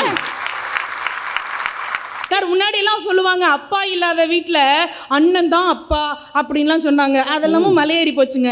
இப்போ அப்பா இல்லாத வீட்டிலும் சரி, அண்ணனே இல்லை என்றாலும் பரவாயில்லை, பல வீடுகளை தாங்கி பிடிப்பது அக்காக்கள் என்கின்ற பெண் தெய்வங்கள் தான். அருமை அருமை. நிறையெல்லாம் ஆண்களை தான் சொல்லுவாங்க, 4 தம்பி தங்கச்சியை கரையேற்றிட்டு இவன் பாவம் 40 வயசுல தான் கல்யாணம் பண்ணுறான். இன்னைக்கு நாங்கள் முடிவு பண்ணுறோம் சார் எது வேணும் எங்களுக்குன்னு. இந்த நம்ம கல்யாண மாலை மேடையிலேயே பாருங்க, மோகன் சார் வியந்து இப்படியே அந்த மாதிரி பதில் சொல்கிற பிள்ளைங்கள் மேலே அவருக்கு அப்படி ஒரு மகிழ்ச்சி வரும். அந்த முகத்தை பார்த்தாலே தெரியும். அந்த பொண்ணுங்க என்ன சொல்லுவாங்க, சார் எனக்கு வர்ற கணவர் க்ளீன் ஹேபிட்டாக இருக்கணும், கெட்ட பழக்கம் இல்லாதவராக இருக்கணும், மொதல் கண்டிஷன். அதுலேயே உங்களில் 50% அடிபட்டு போயிடும். சரிங்களா? அதே மாதிரி ராஜ்குமாரை பார்த்து சொல்கிறீங்க. ஏங்க, முதல் கண்டிஷனே கெட்ட பழக்கம் இல்லாத கணவன் தான் எனக்கு வேணும்னு சொல்றாங்கல்ல. அடுத்த வார்த்தை என்ன தெரியுமா? நான் எக்காரணத்தை முன்னிட்டு என் வேலையை விட மாட்டேன், வேலைக்கு போவேன். அதை விட ரொம்ப முக்கியம், நான் வாங்குற சம்பளத்திலே என்னுடைய பெற்றோருக்கு கடைசி வரைக்கும் அவர்களுக்கு நான் அனுப்புவேன் என்று தெளிவா பேசி முடிவு பண்ணிட்டு பிள்ளைங்க எல்லாம் இன்னைக்கு திருமண வாழ்க்கைக்குள்ள போறாங்கங்க. ஐயோ, பொம்பளை பிள்ளைங்க வெளியில போனா ஆபத்து. என்ன ஆபத்து? எங்க நீங்க வெளியில வந்து பாருங்க, 4 பெண் பிள்ளைங்க ஒன்னா சேர்ந்து வந்தா பையன் பூரா இன்னைக்கு தெரிச்சு ஓடிக்கிட்டு இருக்கிறான். நிலைமை மாறி போயிடுச்சு. இந்த ரொம்ப நாளா சொர்ணக்காம்பாங்களே, இப்பதாமா எனக்கு தரிசனம் கிடைச்சது. நீங்க பெண்ணை வந்து அடக்க நினைச்சீங்கன்னு வைங்களேன், அடக்க நினைப்பவர்களுக்கு தான் அறிவிழந்து விட்டது என்று அர்த்தம். நீங்க 9 நாள் மகிஷாசுரனோடு தேவி துர்க்கை போரிட்டாள் என்று நாம் புராணத்திலே படிக்கின்றோம். அப்ப போரிடும் பொழுது அவளே ஜுவாலையாக நெருப்பாக மாறி நின்று போரிட்டாளாம். அந்த போர்க்களத்தை சுற்றியும் அவளே நெருப்பாக மாறி நின்றாளாம். ஏன் என்று கேட்டால், அந்த போர்க்களத்திற்குள்ளே வேற யாரும் அப்பாவிகள் வந்து மாண்டு விடக்கூடாது என்பது மட்டுமல்ல, அந்த போருக்கு எந்த இடையூறும் வந்துவிடக்கூடாது என்று போர் புரிபவளே அவளுக்கு பாதுகாப்பாக தானாக நின்றாள் என்று புராணங்களிலே படித்திருக்கிறோம் பெருமக்களே. நான் சொல்லுகின்றேன், பெருமிதமாக சொல்லுகின்றேன், இன்றைக்கு உலகத்திலே எதிர்நீச்சல் போட்டு ஓடிக்கொண்டிருக்கக்கூடிய எங்களை போன்ற சகோதரிகள் எல்லாம் எங்களை நாங்களே நெருப்பு பிழம்பாக மாற்றிக்கொண்டு சமூகத்தில் ஊடுருவி பார்க்கும் கண்களை எல்லாம் சுட்டு பொசுக்கி போய் கொண்டிருக்கிறோம். ஆண் பிள்ளைகளை பெற்றவர்கள் மட்டும்தான் பெரிதாக அப்படியே நிறை வாழ்க்கை வாழுகிறார்கள் அப்படிங்கிறதெல்லாம் கிடையாதுங்க. ஒரு தாய் விமான பணிப்பெண்ணாக இருந்தவள், அவள் நிறைவு நாளிலே, ஓய்வு பெறும் நாளிலே அவள் பெண்ணே அந்த விமானத்திற்கு ஓட்டுநராக, பைலட்டாக மாறி அவளுக்கே போய் பைலட் காஃபி வேணுமா அப்படின்னு கேட்ட தருணத்தை நாம் எல்லோரும் ஊடகங்களை பார்த்து மகிழ்ந்திருக்கிறோமே. அந்த மனநிறைவை தரக்கூடியதாகவும் இன்னைக்கு பெண்கள் இருந்துகிட்டு இருக்கோம். அதை விட இன்னைக்கு எல்லாரையும் பார்த்து பயப்படுறோம், பெண்கள் அடங்கி போறோம். இந்த நிழல் உலக தாதா வந்து சொன்னார் இவர். எல்லாத்துக்கும் மேல நிறைவா ஒன்று சொல்றேங்க, இந்த மண்ணிலே பெண்ணுக்கு எதிரி அவளுடைய அழகு என்று சொல்லுகிறார்கள். அழகு போட்டுங்க, வாழ்க்கை போகட்டுங்க, எதை பற்றியும் கவலை இல்லைங்க. முகத்திலே ஆசிட்டை வீசுகிறான் ஒரு கொடூரன். என்ன காரணம்? இதுக்கு மேலே நீ வெளியில் வந்துருவியா அப்படிங்கிற உச்சபட்ச அடக்குமுறை. ஆனால் இந்த மண்ணில் சாதனை புரிந்து கொண்டிருக்கிறார்கள் நம்முடைய பெண்கள். முகத்தில் ஆசிட் வீச்சினால் முகம் சிதைந்து போன பெண்கள் எல்லாம் ஒன்றாக சேர்ந்து ஃபேஷன் ஷோ நடத்தி இன்றைக்கு சாதித்து கொண்டிருக்கிறோம். ஆக்ராவிலே அந்த பெண்கள் எல்லாம் ஒரு குழுவாக இணைந்து ஒரு பெரிய உணவகத்தை வெற்றிகரமாக நிகழ்த்தி கொண்டிருக்கிறார்கள். பெருமக்களே, பெண்களுக்கு அழகு இருந்தால்தான் முன்னேற முடியும் என்பது இல்லை. எங்கள் அழகை நீங்கள் சிதைத்தாலும் சரி, நாங்கள் முன்னேறுவோம். அந்த லக்ஷ்மியை பார்த்து கேட்கிறார்கள், நீங்கள் ஏதாவது ஒன்று சொல்ல விரும்புகிறீர்களா என்று கேட்ட பொழுது அவள் சொன்னாள், என் முகத்தில் ஆசிட் எரிஞ்சார் இல்லையா, அவருக்கு நான் மட்டும் ஒரே ஒரு பதில் சொல்லணும்னு நினைக்கிறேன் அப்படின்னா. என்ன பதில் என்று கேட்டபோது, நண்பரே, யார மூஞ்சில் ஆசிட் ஊற்றினவனை பார்த்து, உன்னால் என் முகத்தை தான் மாற்ற முடிந்தது, என் மன உறுதியை ஒரு நாளும் மாற்ற முடியாது என்றார். நல்ல பார்வையோடு, நிறைவான பார்வையோடு உங்களுடைய தீர்ப்பு அமைய வேண்டும் என்று கேட்டு, தற்காத்து தற்கொண்டான் பேணி தகை சார்ந்த சொற்காத்து சோர்விலள் பெண் என்கின்ற தெய்வ புலவனின் வாக்கு என்னாலும் பொய்யாகுவது இல்லை. பெண்களின் முன்னேற்றம் நிஜமே. நன்றி, வணக்கம். பாரதியினுடைய கவிதை ஒன்று நினைவுக்கு வந்தது. பாரத போர் எனில் எளிதோ, விரல் பார்த்தன் கை அம்பினில் ஒளிர்வாள், மாரதர் கோடி வரினும் கணம் மாய்த்து குருதியில் திளைப்பாள் அப்படின்னு சொன்னார். அவ பார்த்தன் கையில் இருக்கிற வில்லில் ஒளிர்வாள், எதிரிகள் கோடி பேர் வந்தா கணம் மாய்த்து குருதியில் கூத்தாடுவாள் தாய் என்று பாரதி கனவு கண்ட அந்த தாயை புதுக்கோட்டை பாரதி பேசிய போது நான் கண்டேன். அவருடைய வார்த்தைகளிலே தொனித்த அந்த தன்னம்பிக்கை, காலம் மாறி போய்விட்டது என்பதை நம் ஒவ்வொருவருக்கும் பொட்டில் அடித்தார் போல அவர் ஞாபகப்படுத்தி அவருடைய திண்மை, அவருடைய பேச்சிலே இருந்த அந்த இயல்பான சொல்லாட்சி, இதை இந்த மன்றம் மனதார பாராட்டுகிறது. இவர்களுக்கு பதில் சொல்ல வேண்டும் என்றால் கவிதாவை தவிர நமக்கு கதி இல்லை. வருக, உங்கள் கவிதையை தருக. நடுவர் அவர்களே, இந்த எதிர்க்கட்சியை பார்த்தா எனக்கு ரொம்ப பாவமாக இருக்குது. இவங்க பேசின பிரமா தமிழ்நாட்டில் கூட்டணி சரியாக அமையலைங்கிறதுக்கு இந்த கட்சி ஒரு உதாரணம். அந்த மனுஷன் சுஜித் பார்க்குறதுக்கு அஜித் மாதிரி இருக்கிறாரு. அவர் மெட்ராஸ்லேருந்து வந்திருக்கிறார். பாவம், ஏதோ ஒரு ஐடி கம்பெனியில் ஹெச்ஆராக இருக்கார். அந்த அம்மா பாம்பே மேடம், அவங்க பாம்பேலேருந்து பறந்து வந்திருக்காங்க. இப்போ பறந்து போயிடுவாங்க.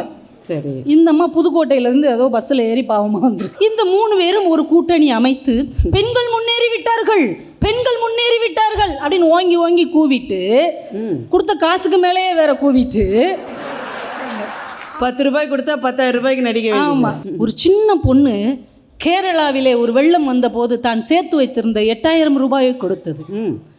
இந்த பொண்ணு 80 ரூபாயாவது கொடுத்துச்சா? நீங்கள் 8,000 ரூபாய் இருந்ததுமா? ஏங்க, ஒரு பச்சை மண் 8,000 ரூபாயை தூக்கி கொடுத்துருக்கு. இது 8,000 ரூபாய்க்கு பட்டு புடவை கட்டிட்டு வந்து உட்காந்துருக்கு. இதில் அவர் புள்ளி விவரமாக சொல்கிறாரு. இதுக்கு முன்னாடி அவர் ஒரு நிகழ்ச்சியில் அப்படி தான் சொன்னார். நான் ஒரு அப்புறாணி பிள்ளை, அதை கேட்டுட்டு போய் என் வீட்டுக்காரர்கிட்ட சொல்ல, அவர் சொல்கிறாரு, வாசலில் உனக்கு புள்ளி வச்சு கோலம் போட தெரியல, புள்ளி விவரம் ஒரு குறையாக்கங்கிறார். சாதனை படைத்த ஒரு சில பெண்களின் பட்டியலை ஒவ்வொரு சீட்டாக எடுத்து வச்சாங்க. இந்த ஜாதகம் பார்க்கும்போது ஒரு கூண்டு கிளி வந்து ஒத்த சீட்டாக எடுத்து போடும் பாருங்க, அது மாதிரி இவங்க 3 பேரும் ஆளுக்கு ஒரு சீட்டை எடுத்து போட்டுட்டு அவங்க கூண்டில் போய் உட்காந்துக்கிட்டாங்க. ஆனால் உண்மை என்ன அப்படிங்கிறது அவங்க சொல்லவே இல்லை. கிட்டத்தட்ட 60 கோடி பெண்கள் இருக்கிறாங்க. நீங்கள் பேசுனது வெறும் 60 பேரை பட்டியல் தானே ஒழிய அது உண்மையான பெண்களின் நிலை இல்லை. நடுவர்களே, முன்னேற்றம் அடைந்தவர்கள் அப்படிங்கிறத நான் சிம்பிளாக சொல்கிறேனே. முன்னேற்றம் அடைஞ்சவங்க மகிழ்ச்சியாக இருக்கணுங்க, மன நிறைவாக இருக்கணும். நான் வெற்றி அடைந்து விட்டேன் என்கின்ற மகிழ்ச்சியோடும் மன நிறைவோடும் முன்னேறியவர்கள் இருக்கிறார்களா இல்லையா? இந்த கேள்விக்கு நீங்கள் பதிலை கண்டுபிடிச்சிட்டிங்கன்னா இன்றைய பெண்களின் நிலை உங்களுக்கு தெரிஞ்சிடும். செல்ஃபி எடுக்கும் போது அடைகிற மகிழ்ச்சியை நான் சொல்லலை, செல்ஃபாகவே நீங்கள் மகிழ்ச்சியாக இருக்கணும். முன்னேறிய பெண்கள்ங்கிறவங்க ஒரு முதல் பரிசை வாங்கிறதுக்காக வேகமாக போகிறீங்க. அப்படி போகும்போது உங்கள் கால்களை எதுவோ பிடித்து இழுக்காமல் இருக்க வேண்டும். நம்ம கணவர் தாழ்வு மனப்பான்மையாக நினச்சிருவாரோ, நம்ம வீட்டில் உள்ளவங்க நம்மளை திமிர் பிடிச்சவன் சொல்லிடுவாங்களோ, அம்மா உன்னை ரொம்ப மிஸ் பண்ணுறேமான்னு பிள்ளைங்க வாடிருமோ, என்ன சாதிச்சு என்ன செய்ய, குடும்பத்தை கவனிக்காமல் விட்டுட்டால அப்படின்னு அக்கம் பக்கத்துக்காரங்க ஏசிடுவாங்களோ என்கின்ற பதைப்பு இதயத்தின் ஒரு ஓரத்தில் இருந்தால் கூட நீங்கள் தோற்றுவிட்டீர்கள் என்றுதான் அர்த்தம். Behind every successful woman there is a sad girl என்று ஆங்கிலத்திலே ஒரு பழமொழி இருக்கிறது. ஒவ்வொரு வெற்றி பெற்ற பெண்ணுக்கு பின்னாலும் வருத்தமான ஒரு பெண் இருக்கிறாள். ஒன்று கேட்குறேங்க, பேச்சாளராக நாங்கள் இருக்கிறோம்ல, வீட்லேயோ இல்லை எங்கள் ஆஃபீஸ்லேயோ இல்லை ஏதோ ஒரு முக்கியமான விவாதங்கள் நடக்கிற குடும்ப விஷயத்துலையோ உட்காந்து பேசும்போது எங்கள் மனசுக்குள்ளே இருக்கிற எங்கள் பக்கம் இருக்கிற நியாயமான கருத்து நியாயமான உணர்வை நாங்கள் அழுத்தமாக பேசும்போது எதிர் சைட்லேருந்து ஒரு வார்த்தை வரும், இதெல்லாம் மேடையில் வச்சுக்கோ, இந்த பட்டிமன்றத்தில் பேசுகிற மாதிரிலாம் இங்கே பேசக்கூடாது அப்படிங்கிற வார்த்தை ஒரு தடவையாவது உங்களை நோக்கி வந்திருக்கிறதா இல்லையா? அடுத்து வந்த வார்த்தையை அப்படியே உள்ளுக்குள்ளே நீங்கள் விழுங்கி இருக்கீங்களா இல்லையா? யோசிச்சு பாருங்க. அப்படியே மனசுக்குள்ளேயே விழுங்கி பேச்சற்று போய் நிற்கிற அந்த தருணம் எவ்வளோ சங்கடமாக இருக்கும் தெரியுமாங்க? ஏங்க, நாங்கள் கரைச்சி வைக்கிற மாவு கூட மறுநாள் வந்தால் பொங்கி எழுந்துருதுங்க. ஆனால் எங்கள் மனதின் உணர்வுகளை பொங்க விடாமல் உள்ளுக்குள்ளேயே புழுங்கி செத்துக்கிட்டு இருக்கோங்க. இந்தியாவில் அதிக சம்பளம் வாங்குகிற இந்திரா நூயி கொடியை தூக்கி பிடிக்கிறீங்க. அந்த அம்மா சொல்கிறாங்க, நான் மிகச்சிறந்த தலைவியாக இருந்திருக்கிறேன், ஆனால் என் பிள்ளைகளுக்கு நல்ல தாயாக என்னால் இருக்க முடியவில்லை என்கின்ற குற்ற உணர்ச்சியை தானங்க பதிவு செய்கிறாங்க. அதுக்கு யார் ஆளாக்குனா? மெட்ரோ ட்ரெயின் ஓட்டுறோம், புல்லட் ரயில் ஓட்டுறோம், அந்த புல்லட் பாண்டியம்மா வீட்டுக்கு வரும் ஓட்டி முடிச்சுட்டு. அந்த ரெண்டு தண்டவாளங்களுக்கு இடையில அந்த ரயில் போகும்போது அந்த இன்ஜின் தடன்னு கேட்கும் பார்த்தீங்களா? அது மாதிரி தாங்க ஒவ்வொரு பெண்ணும் பிறந்த வீட்டுக்கும் புகுந்த வீட்டுக்கும் இடையில தடதடக்கிற இதயங்களோடு வாழ்க்கையை ஓட்டி கொண்டு இருக்கிறாள். பெரிய ஐஏஎஸ் ஆஃபீஸர் ஆகிட்டோம், ஒரு நிறுவனத்துக்கு அதிகாரி ஆகிட்டோம், பதவி பட்டம் அதிகாரம் எல்லாம் கிடச்சிருச்சு. வீட்டுக்கு ஆசையாக ஓடி வந்து சொல்கிறேன், எங்கள் ஆஃபீஸில் இரு அந்த வாசல் இருக்குல்ல, செருப்பை கழட்டி போட்டியா? ஆமாம். அந்த செருப்பை கழட்டி போடும்போது நீ படித்த படிப்பு, உன் பட்டம், உன் பதவி, உன் அதிகாரம் எல்லாத்தையும் கழட்டி போட்டுட்டு இந்த வீட்டு பொம்பளையா மட்டும்தான் உள்ளே வரணும் சொன்னாங்களா சொல்லலையா? அப்படி சொல்லும் போது அந்த செருப்பை வச்சு நம்மளை அடித்த மாதிரி ஒரு வழி உங்களுக்கு வந்துச்சா இல்லையா? அப்படி வந்திருந்தால் நீங்கள் முன்னேறலன்னு தாங்க அர்த்தம். இதில் கிரிக்கெட்டை பற்றி மாற்றி பேசுனாங்க பெரிய விராட் கோலியோடைய தங்கச்சிகள். நாங்கள் கிரிக்கெட் விளையாடிட்டோம் விட்டால் இதே கிரவுண்டை விட்டு விளையாடுவாங்க வளர்றது. ஏங்க, இந்த கிரிக்கெட்டில் இந்த வருஷம் ஒரு விஷயம் நடந்ததுங்க. இந்த கிரிக்கெட் வீரர்களுக்கும் வீராங்கனைகளுக்கும் சம்பளத்தை அதிகமாக கொடுத்தாங்க, சம்பள உயர்வு. அதில் ஆண் கிரிக்கெட் வீரர்களுக்கு இந்த வருஷத்துலேருந்து எவ்வளோ சம்பளம் தெரியுமா? 10 கோடி ரூபாய் சம்பளம். இது அவங்க கேட்ட பட்டிமன்றத்தை விட்டுட்டு கிரிக்கெட் விளையாட போயிடுவாங்க. இவ்வளோ சம்பளம் தராங்களா? இதை நீங்கள் ஒரு 10 வருஷம் முன்னாடி அவங்களுக்கு சொல்லியிருக்கணும். இருந்தாலும் முதியோர் கிரிக்கெட்டுன்னு ஏதாவது ஒன்று வராமலா போய்விடும். 10 கோடி ரூபாய் ஆண் கிரிக்கெட் வீரர்களுக்கு. அப்போ பெண் கிரிக்கெட் வீராங்கனைகள் இருக்காங்கல்ல, அவங்களுக்கு எவ்வளோ சம்பளம் சொன்னால் அதிர்ந்து போவீர்கள். பெண் கிரிக்கெட் வீராங்கனைகளுக்கு 50 லட்சம் சம்பளம். அதில் ஒருத்தர் நினைக்கிறார் இதுவே உங்களுக்கு அதிகம் அப்படிங்கிறது. யோசிச்சு பாருங்கள். நீங்கள் வயல் வேலைகளில் செய்கிறவர்கள், கட்டிட வேலைகளில் செய்கிறவர்களுக்கு மட்டும் ஏற்றத்தாழ்வான கூலி இல்லை. கிரிக்கெட்டு உலகத்தில் அனைவராலும் பார்க்கக்கூடிய ஒரு மிகப்பெரிய விளையாட்டு துறையில் கூட ஆண் பெண்களுக்கு இவ்வளவு பெரிய ஏற்றத்தாழ்வு இருக்கிறது என்பதுதான் சோகமான உண்மைங்க. வெண்ணில் ஒரு கவிதை எழுதுனாங்கங்க. செய்தித்தாள் வந்தால் அப்பாவிடம் கொடுக்கவும், கீரைக்காரி வந்தால் அம்மாவிடம் சொல்லவும் யாரும் சொல்லிக் கொடுக்காமலேயே கற்றுக்கொள்கின்றன குழந்தைகள் என்று அவர் எழுதினார். ஆனால் இன்னைக்கு உண்மையாக இருக்குது. நீங்கள் வரலாற்றை கொஞ்சம் திரும்பி பாருங்கள். இந்த உலகத்தில் முதலில் தோன்றிய மனித உயிர் பெண் என்று அறிவியல் சொல்லுகிறது. ஆதிவழி சமூகம், தாய்வழி சமூகம் என்று மனித இயல் சொல்லுகிறது. ஆனால் இன்றைக்கு இருக்கிற நிலைமையை பார்த்தால் என்ன கதியில் அங்கே இருக்குது? கிரேக்கத்தின் மிகப்பெரிய தர்க்க மேதை அரிஸ்டாட்டில் சொல்றார், ஆண்களுக்கு மட்டும்தான் 32 பற்கள் உண்டு, பெண்களுக்கு 31 பற்கள் மட்டும்தான் உண்டு. அதை உட்காந்து எண்ணிட்டு இருந்திருக்காரு பாரு. அதுவும் சரியா எண்ணலாம். ஆமா, சரி, அவங்களாவது அதர் கண்ட்ரி, அதர் பீப்புள். நம்ம ஊர் பட்டினத்தார் சொல்றாரு, பெண் எனும் மாய பிசாசு அப்படிங்கிறார். நம்மளெல்லாம் பார்த்தா காஞ்சனா 2 மாதிரியா இருக்கு. இதோட விட்டாச்சு அப்படின்னு நினச்சி நம்ம ஊரில் காலையில் திருச்சியில் வந்து இறங்கி ஆட்டோ பிடிக்கிறேன். அவர் ஆட்டோவில் எழுதியிருக்காரு, சீறி வரும் பாம்பை நம்பு, சிரித்து வரும் பெண்ணை நம்பவே நம்பாது. பிளாட்டோ மாதிரியான ஒரு தத்துவ மேதையாக பெண்கள் இல்லை. ஒரு சேகுவேரா மாதிரியான புரட்சியாளராக பெண்கள் காட்டப்படவில்லை. ஒரு மார்க்ஸ் மாதிரியான சிந்தனைவாதியாக பெண்கள் சொல்லப்படவில்லை. ஒரு நள்ளிரவில் வீட்டை விட்டு போன சித்தார்த்தன் புத்தனாக மாறினான் என்று கொண்டாடுகிறோம். அந்த யசோதரா என்ன ஆனாள் என்பதை பற்றி யாருமே சிந்திக்கவில்லை என்றால் எங்கள் வரலாறு எங்கே போனது? எங்கள் சுவடுகள் எங்கே? நாங்கள் விட்டு வந்த தடயங்கள் எங்கே? எல்லாமே அதிகார வர்க்கத்தால் எழுதப்பட்ட சரித்திரம்.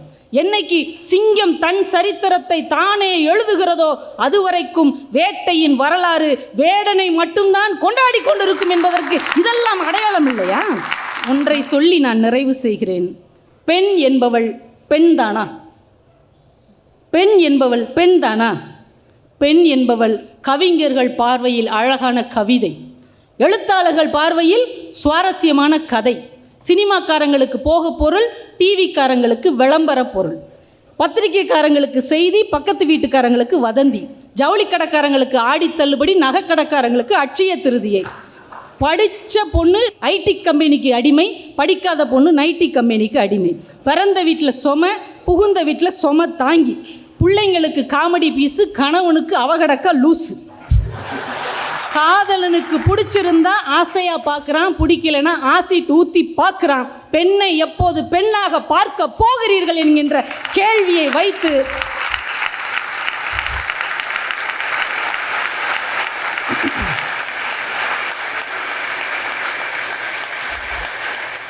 பெண்ணை உடலாக பார்க்காமல் தன்னை போன்ற உயிராக பார்க்கிற வரை அவர்கள் பேசினார்கள் இல்லையா, பெண் முன்னேற்றம் நிஜம் என்று, அதுதான் கற்பனை. நாங்கள் பேசுகிறோம் இல்லையா, பெண் முன்னேற்றம் கற்பனை என்று, அதுதான் நிஜம். நன்றி, வணக்கம். சத்தியத்தின் சாட்சியாய் சில கேள்விகளை கவிதா வைத்தபோது இந்த மன்றம் அதிர்ந்தது. கவிதாவினுடைய பேச்சு புதிய எல்லைகளை தொட்டது. இந்த பட்டிமன்றத்தினுடைய நடுவராக அமர்ந்ததிலிருந்து எனக்கு தாங்கொணாத மகிழ்ச்சி. ஏனென்றால் அபாரமாக 6 பேரும் பேசியிருக்கிறார்கள். ஆனால் இந்த மேடையில் இவர்கள் வைத்த இந்த கருத்துக்களிலிருந்து நம் மனசுக்குள்ளே விரியும் சிந்தனைகளை வைத்து கொண்டு பார்த்தால் இது நிஜமா, இது கற்பனையா? இவர்கள் அத்தனை பேரும் பட்டியல்களை அடுக்குவதாக கவிதா சொன்னார். பட்டியல் என்பது ஒரு மாதிரி தான். அது சுஜித் ஆரம்பத்திலேயே அதை சொன்னார். நினைவுக்கு வருவது மாற்றம் அறக்கட்டளையின் சார்பிலே அவர் உதவி செய்து இன்றைக்கு படித்து கொண்டிருக்கின்ற ஒரு பெண். அவளைத்தான் மேடையில் சொல்ல முடியும். ஆனால் அவள் முடிந்த முடிவல்ல. அவளை பார்த்து, அவளுடைய வெற்றியை பார்த்து, அவளுக்கு பின்னே 10 பேர், 20 பேர், 30 பேர் போகிறார்களே, அவர்கள் பட்டியலில் இல்லை. ஆனாலும் அவர்கள் அந்த பட்டியலில் எண்ணிக்கைக்குள் வர வேண்டியவர்கள். பட்டியல் என்பது ஒரு மாதிரி தான். பெண்கள் படிப்பு என்பதிலே இன்றைக்கு இந்தியாவை பொறுத்தவரையில், தமிழ்நாட்டை பொறுத்தவரையில் இவர்கள் கொடுத்த அத்தனை புள்ளி விவரங்களும் சத்தியமானவை. More women get in to schools and colleges today. அதில் எந்த விதமான மாற்று கருத்தும் கிடையாது. அதற்கு அரசாங்கம் செய்திருக்கிற உதவிகள், இந்த மாதிரியான முன்மாதிரி பெண்களை பார்த்து அவர்களை பின்தொடர்வது, இது எல்லாமே சத்தியம்தான். அது வளர்ச்சி இல்லையா? இவங்க புதுக்கோட்டை பாரதி சொன்ன மாதிரி இன்றைக்கி கணவன் அடித்த பிறகு அப்படியே கண்ணை கசக்கிக்கிட்டு அடித்தாலும் பிடிச்சாலும் எனக்கு நீ தான் என்று சொல்லுகிற பெண்களினுடைய எண்ணிக்கை ரொம்ப கம்மி, ரொம்ப கம்மி. அவன் அடிக்க கை ஓங்கினாலே ஆலுமன் போலீஸ் ஸ்டேஷனில் போய் நிற்கிற பெண்கள் எத்தனை பேர் இருக்காங்க? எழுத்தாளர் சூடாமணி ஒரு கதையை எழுதியிருந்தார். இதே மாதிரி நான் சொன்ன மாதிரியே கணவன் மனைவி. அந்த கணவன் வச்சது தான் சட்டம். அவனுடைய ஆஃபீஸில் வேற யாரோ அவனுடைய நண்பனுடைய மனைவி ஒருத்தி விவாகரத்து வாங்கிட்டார். 1960களில் சூடாமணி இந்த கதையை எழுதுறாங்க. அவன் வந்து சொல்கிறான், இப்படி கூடவா பொம்பளைங்க இருப்பாங்க, விவாகரத்து வாங்கிட்டாங்கன்ட்டு மனைவியை கூப்பிட்டு, இன்றைக்கி மனசே சரியில்லை, என்னுடைய நண்பனுடைய லைஃப் இப்படி ஆயிடுச்சு, இன்றைக்கி ஒன்றும் பெருசாலாம் சமைக்காத, வெறும் ரசம் சுட்டாப்பளம் அவ்வளோதான் இன்றைக்கி செய்யணும்னு சொல்கிறான். அப்புறம் என்ன சமையல் ஆயிடுச்சான்றான். ஆயிடுச்சே அப்படின்னு சொல்லி அவள் வைக்கிறா. சோறு, ரசம், சுட்டாப்பளம். அவன் உட்காந்து சாப்பிட வருகிற போது ஒரு கப்பில் ததும்ப ததும்ப மணக்க மணக்க பாதாம் பாயசத்தை ஒரு கோப்பையிலே அவள் சுவைக்கிறாள். இன்றைக்கி என்ன உனக்கு பிறந்த நாளான்னு அவன் கேட்குறான். அவன் மனசுக்குள்ளே நினச்சிக்கிறா, இன்னொரு பெண்ணினுடைய வெற்றியை இதை தவிர என்னால் கொண்டாடுவதற்கு வழி இல்லைன்னு நினச்சிக்கிறேன். 1960களில் சூடாமணி எழுதின கதை இது. இன்றைக்கு மனப்பொருத்தம் ஒருவேளை இல்லை என்றால் என்னால் நிற்க முடியும் என்று பெண்கள் நிற்கிறார்களே, அது அவர்களுக்கான முன்னேற்றம் இல்லையா? இது ஒரு பக்கம். ஆனால் இந்த நாணயத்தினுடைய இன்னொரு பக்கத்தை பார்க்கிற போதுதான் இந்த பட்டிமன்றம் நிறைவு பெறும்.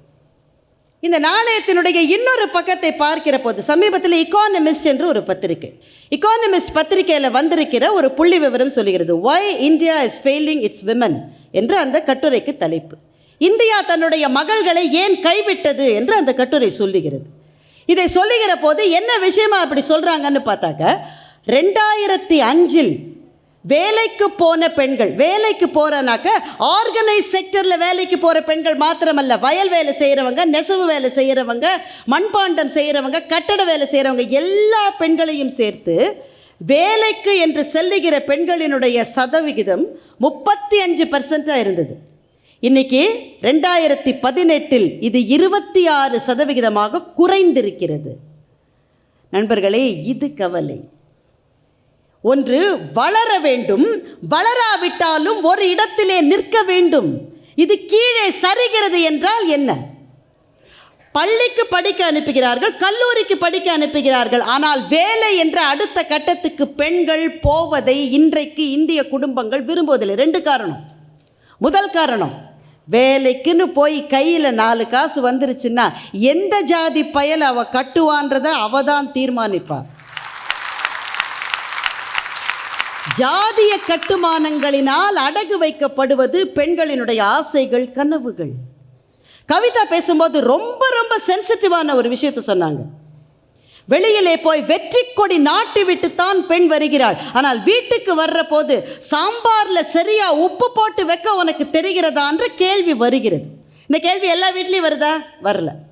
ஆனால் சில வீடுகளில் வருகிறது.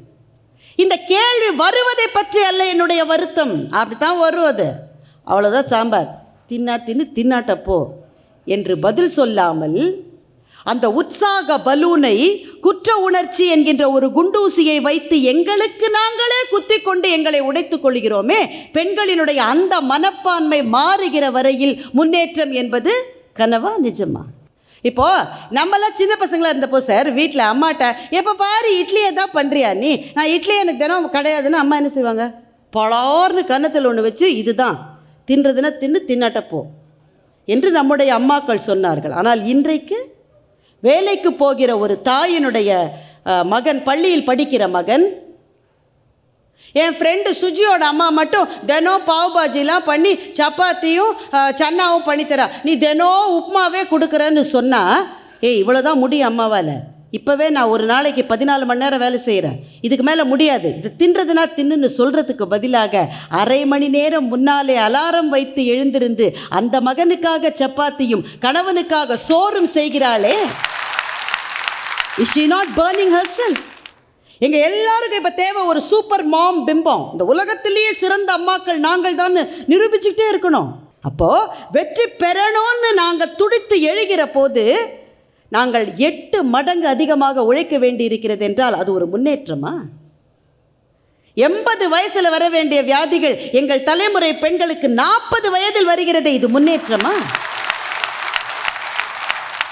என்ன காரணம்னா சார், சாதாரண காரணம்தான். இந்தியா தான் உலகத்திலேயே சில நாடுகளை தவிர, வளைகுடா நாடுகளை தவிர இந்தியாவில் தான் வீட்டு வேலைகளில் 95% இன்னமும் பெண்கள் மாத்திரம்தான் செய்து கொண்டிருக்கிறார். 2 காரணம். ஒன்று, ஆண்கள் செய்யறதில்லை, செய்ய சொல்லி அவங்க அம்மாக்கள் அவர்களை வளர்க்கலை. ஐயோ பாவம், என் பையனுக்கு எதுவுமே தெரியாது, அவனுக்கு ரெண்டாவது, அப்படி கணவர்கள் செய்தாலும் தனக்கான சமையலறை முக்கியத்துவத்தை தான் இழந்து விடுவோமோ என்பதனால் மனைவிகளே அதை விரும்புவதில்லை. அவளே வேலை செய்யணும், ஐயோ நீ ஒரு மெழுகுவர்த்தி, நீ தியாகின்னு எல்லாரும் அவளை பார்த்து உருகணும்னு ஒரு ஆசை இருக்குல்ல, அதனால அவளே தன்னைத்தானே பலியிட்டு கொள்ளுகிறாள். இது வேலைக்கு போகிற பெண்கள். ரெண்டாவது கட்டத்தை நீங்கள் பாருங்கள். பிரியங்கா சோப்ரான்னு ஒரு நடிகை, அவள் ஒரு ஆங்கில நடிகரை இப்போ மணப்பதாக அவங்க அறிவிச்சிருக்காங்க. அந்த அம்மாவோட அவருக்கு 11 வயசு கம்மி. இந்த தகவல் வெளியில் வந்த உடனே நம்ம நெட்டிசன்ஸ் என்ன பண்ணியிருப்பாங்கன்னு நீங்கள் நினைக்கிறீங்க? என்ன சொல்கிறாங்க? வெளிநாட்டிலிருந்து ஒரு குழந்தையை பிரியங்கா சோப்ரா தத்து எடுத்திருக்கிறார்னு நான் சொல்கிறேன். அம்மா நீ எப்படி தெரியுமா அவரை இனிமேல் கூப்பிடணும், நீ தம்பின்னு அவரை கூப்பிடணும். உனக்கு என்னடா, அவள் தம்பின்னு கூப்பிட்ற, தாத்தான்னு கூப்பிட்ற, உனக்கு என்ன அதை பற்றி? அது 2 பேரினுடைய மனங்களுக்கு இடையேயான விஷயம். நாம் அதில் கருத்து சொல்லுவது நேர்மை இல்லை என்ற நாகரிகம் கூட இல்லாத ஒரு சமூகம். எனக்கு அது வருத்தம் இல்லை, என்ன தெரியுமா? ஆனால் இவர்களே இவ்வளவு வயதான விஜய் மால்யா தன் வயதில் பாதி வயதான ஒரு பெண்ணை திருமணம் செய்து கொண்டதாக செய்தி வந்தால் என்ன சொல்கிறாங்க? அந்த பொண்ணை நீங்கள் தங்கச்சின்னு கூப்பிடுங்கன்னு விஜய் மல்யாக்கு சொல்கிறாங்க. கொடுத்து வச்ச ஆளியாயோன்னு சொல்கிறாங்க. கற்பனைனா என்ன சார் கற்பனை? எது கற்பனை? பெண்களை பற்றி எவ்வளவு கற்பனை. ஆனால் இந்த கற்பனைகள் பெரும்பாலானவை ஆண்களினால் செய்யப்பட்ட கற்பனை. பெண்ணுக்கு அந்த கற்பனையே கிடையாது. வீட்டுக்குள்ளே பெண்ணை பூட்டி வைப்போம் என்ற விந்தை மனிதர் தலை கவிழ்ந்தார்னு பாரதி எழுதினானே, அது ஒரு கற்பனை. வீட்டுக்குள்ளே பெண்ணை பூட்டி வைக்கிறவன் தான் அன்னைக்கு ஆண். அந்த ஆண்களிலே ஒரு ஆண் வெளியே வந்து பட்டங்கள் ஆழ்வதும் சட்டங்கள் செய்வதும் பாரினில் பெண்கள் நடத்த வந்தோம், 8 அறிவினில் ஆணுக்கு இங்கே பெண் இளைப்பில்லை கான் என்று கும்மியடி என்று பாரதி சொன்னானே, அது ஒரு ஆணினுடைய கனவு. ஒரு பெண் எப்படி முன்னேற வேண்டும் என்று ஒரு ஆண் கண்ட கனவு.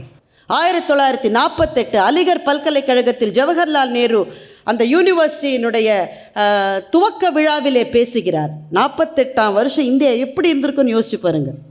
படித்தவர்களினுடைய எண்ணிக்கை, கல்லூரிக்கு போனவர்களினுடைய எண்ணிக்கை 5% கூட இருந்திருக்காது. அதுவும் பெண்கள் கல்லூரிக்கு போவது என்பது இருந்திருக்காது. 1948 ஜவஹர்லால் நேரு சொல்லுகிறார், நான் கனவு காணுகிற இந்தியாவில் இளைஞர்களும் யுவதிகளும் அத்தனை பேரும் பட்ட மேற்படிப்பு படித்தவர்களாக இருப்பார்கள் என்று நேரு சொன்னார். எத்தனை பெரிய கனவு! இந்த கனவுகளை கண்டவர்களே ஆண்கள் தான். ஆனால் அந்த கனவுகளை அடைவதற்காக ஓடிப்போகிற பெண்ணுக்கு தடையாக இருப்பதும் பல சமயத்தில் அந்த ஆண்களும் கூடத்தான். அண்மையிலே ஜிஎஸ்டி விதிக்கப்பட்ட பொருட்களுக்கு விலக்கு அளிக்கிறாங்க. அப்படி விலக்கப்பட்ட ஒரு பொருள் சானிட்டரி நாப்கின். அதை ஏன் அதை விலக்கினாங்கன்னாக்க, ஒரு பெண் டெல்லி பல்கலைக்கழகத்தில் படிக்கிற ஒரு பெண் அதை எதிர்த்து கோர்ட்டில் கேஸ் போட்டாள். குங்குமத்துக்கு ஜிஎஸ்டி கிடையாது, மஸ்காராவுக்கு ஜிஎஸ்டி கிடையாது, சானிட்டரி நாப்கினுக்கு மாத்திரம் எதுக்கு ஜிஎஸ்டி என்று வழக்கு போட்டாள். அந்த வழக்குக்கு பிறகு ஜிஎஸ்டியை விலக்கினாங்க. செய்தி அதுவல்ல, கோர்ட் ஒரு கேள்வி கேட்டது. ஜிஎஸ்டி கவுன்சிலில் 31 பேர் இருக்கிறார்கள். அந்த 31 பேரில் ஒரு பெண் கூட ஏன் இல்லை என்று கோர்ட் கேள்வி கேட்டது. பெண்களுக்கான முடிவுகளை எடுக்க வேண்டிய இடங்களிலே கூட பெண்கள் இல்லை என்பதுதானே அந்த கனவு இன்னும் நனவாகவில்லை என்பதற்கான ஒரு அடையாளம். நீ இவ்வளவு தூரம் வந்ததுக்கு பிறகு ஒன்று மேலே போனீங்களா அதே இடத்துல நிற்கணும். சரிவு வரக்கூடாது. அந்த சரிவு வந்திருக்கிறது 2 இடத்துல. விமன் எம்ப்ளாய்மெண்ட், பெண்கள் வேலைக்கு போவது குறைந்து போயிருக்கிறது. 2வது மிக வருத்தமான விஷயம், 18 வயதுக்கு உட்பட்ட பெண்கள் திருமணம் செய்து கொள்வது இப்போது குறையவில்லை, அதிகமாகி இருக்கிறது. இந்த முன்னேற்றம் அப்போது கற்பனையா நிஜமா? கடைசியாக ஒரே ஒரு விஷயந்தான் இவங்க எல்லாரும் சொன்ன விஷயம். அயனாவரத்திலே அந்த சிறுமிக்கு நடந்த விஷயம். 11 வயது பெண்ணு சார், 18 பேர். இதில் என்னை சுடுகிற விஷயம் என்ன தெரியுமா? யாரோ ஒருத்தன், அந்த லிஃப்ட் மேனோ யாரோ ஒருத்தன் அந்த பெண்ணை உபயோகப்படுத்திக்கிட்டான். அது செய்தி அல்ல, அது காலங்காலமாக நடந்து வருது. ஆனால் இந்த பெண்ணால் எதிர்க்க முடியாதுன்னு தெரிஞ்ச உடனே 17 பேரை கூட்டு சேர்த்தானே, அந்த மனசிலே இருப்பது என்ன?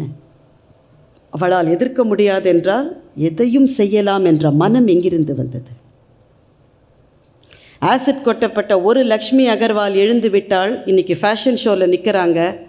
ஆனால் ஆசிட் கொட்டப்பட்ட எங்கள் காரைக்கால் வினோதினி துடிதுடித்து செத்தாளே, அவளுடைய ஆத்மாவுக்கு என்ன பதில்?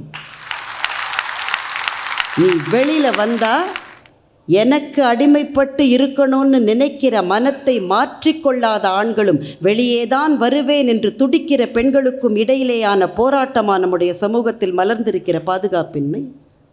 வளர முடிகிறது, ஒரு அளவுக்கு மேல் வளர முடியவில்லை. சுஜித்தே ஒத்துக்கொள்வார். ஒவ்வொரு நிறுவனத்திலும் உள்ளே வருகிற பெண்கள் சரிக்கு சரி, ஆனால் மேலே போகிற போது பெண்கள் அந்த ஏணியிலிருந்து விழுந்து கொண்டே இருக்கிறார்களே, ஏன்? குடும்பத்தினுடைய வேலையை பகிர்ந்து கொள்ள ஆண்கள் தயாராக இல்லை, பாதுகாப்பு இல்லை. ஒரு அளவுக்கு மேல் வெற்றி பெறுகிற போது பெண்ணுடைய குற்ற உணர்ச்சியே அவள் மேலே பறந்து போவதை தடுக்கிறது. இந்த 3 காரணங்கள் தான். இந்த 3ஐயும் நாம் வெல்வோமா? வெல்வோம். ஏனென்றால் அதுதான் எங்கள் மகாகவி பாரதி கண்ட கனவு. மண்ணிலிருந்து முளைத்து வருகின்ற வேளையிலே முளைக்க முடியாதபடி வந்த தடைகளினால் முழுவதும் மலராத விதையாக அந்த முன்னேற்றம் நின்று கொண்டிருக்கிறது. ஆனால் நண்பர்களே, நாளை ஒரு நாள் வரும், அந்த விதை அத்தனை தடைகளையும் ஜெயித்து பூமியை உதைத்து மேலே எழும். மகாகவி பாரதியும் மகாத்மா காந்தியும் கண்ட கனவு இந்த மண்ணிலே, இந்த நாட்டிலே நிச்சயம் நனவாகின்ற ஒரு நாள் வரும். அதற்கு ஆண்கள் மாற வேண்டும், பெண்களும் மாற வேண்டும். இந்த மாற்றம் வருகிற வரை பெண்களினுடைய முன்னேற்றம் என்பது கண்ணுக்கு வெளியிலே பளபளப்பாக தெரிகின்ற ஒரு பட்டுப்புடவை மாதிரி. ஆனால் சில சமயத்தில் பல நாள் உள்ளே வைத்த பட்டுப்புடவை வெளியே பளபளப்பாக தெரிந்தாலும் எடுத்து பிரிக்கிற போது டார் டாராக கிழிந்து விடுவது போல தனிப்பட்டவர்களினுடைய வெற்றி ஜொலிக்கிறது. ஆனால் உள்ளே இருளிலே ஆழ்ந்து கிடக்கிற எங்களுடைய சகோதரிகள் அத்தனை பேரும் அச்சமில்லா பெருவாழ்வு வாழுகின்ற நாள் வருகின்ற வரையில் முன்னேற்றம் என்பது கற்பனை தானே தவிர நிஜம் அல்ல என்று சொல்லி இந்த மகத்தான வாய்ப்பை எங்களுக்கு கொடுத்த கல்யாண மாலை அமைப்பை சார்ந்த அத்தனை பேருக்கும், இருந்து கேட்ட ரசிக பெருமக்களான உங்களுக்கும், மிகச்சிறப்பாக பேசின பேச்சாளர்களுக்கும் என்னுடைய நன்றியையும் வணக்கத்தையும் சொல்லி முடிக்கிறேன். நன்றி.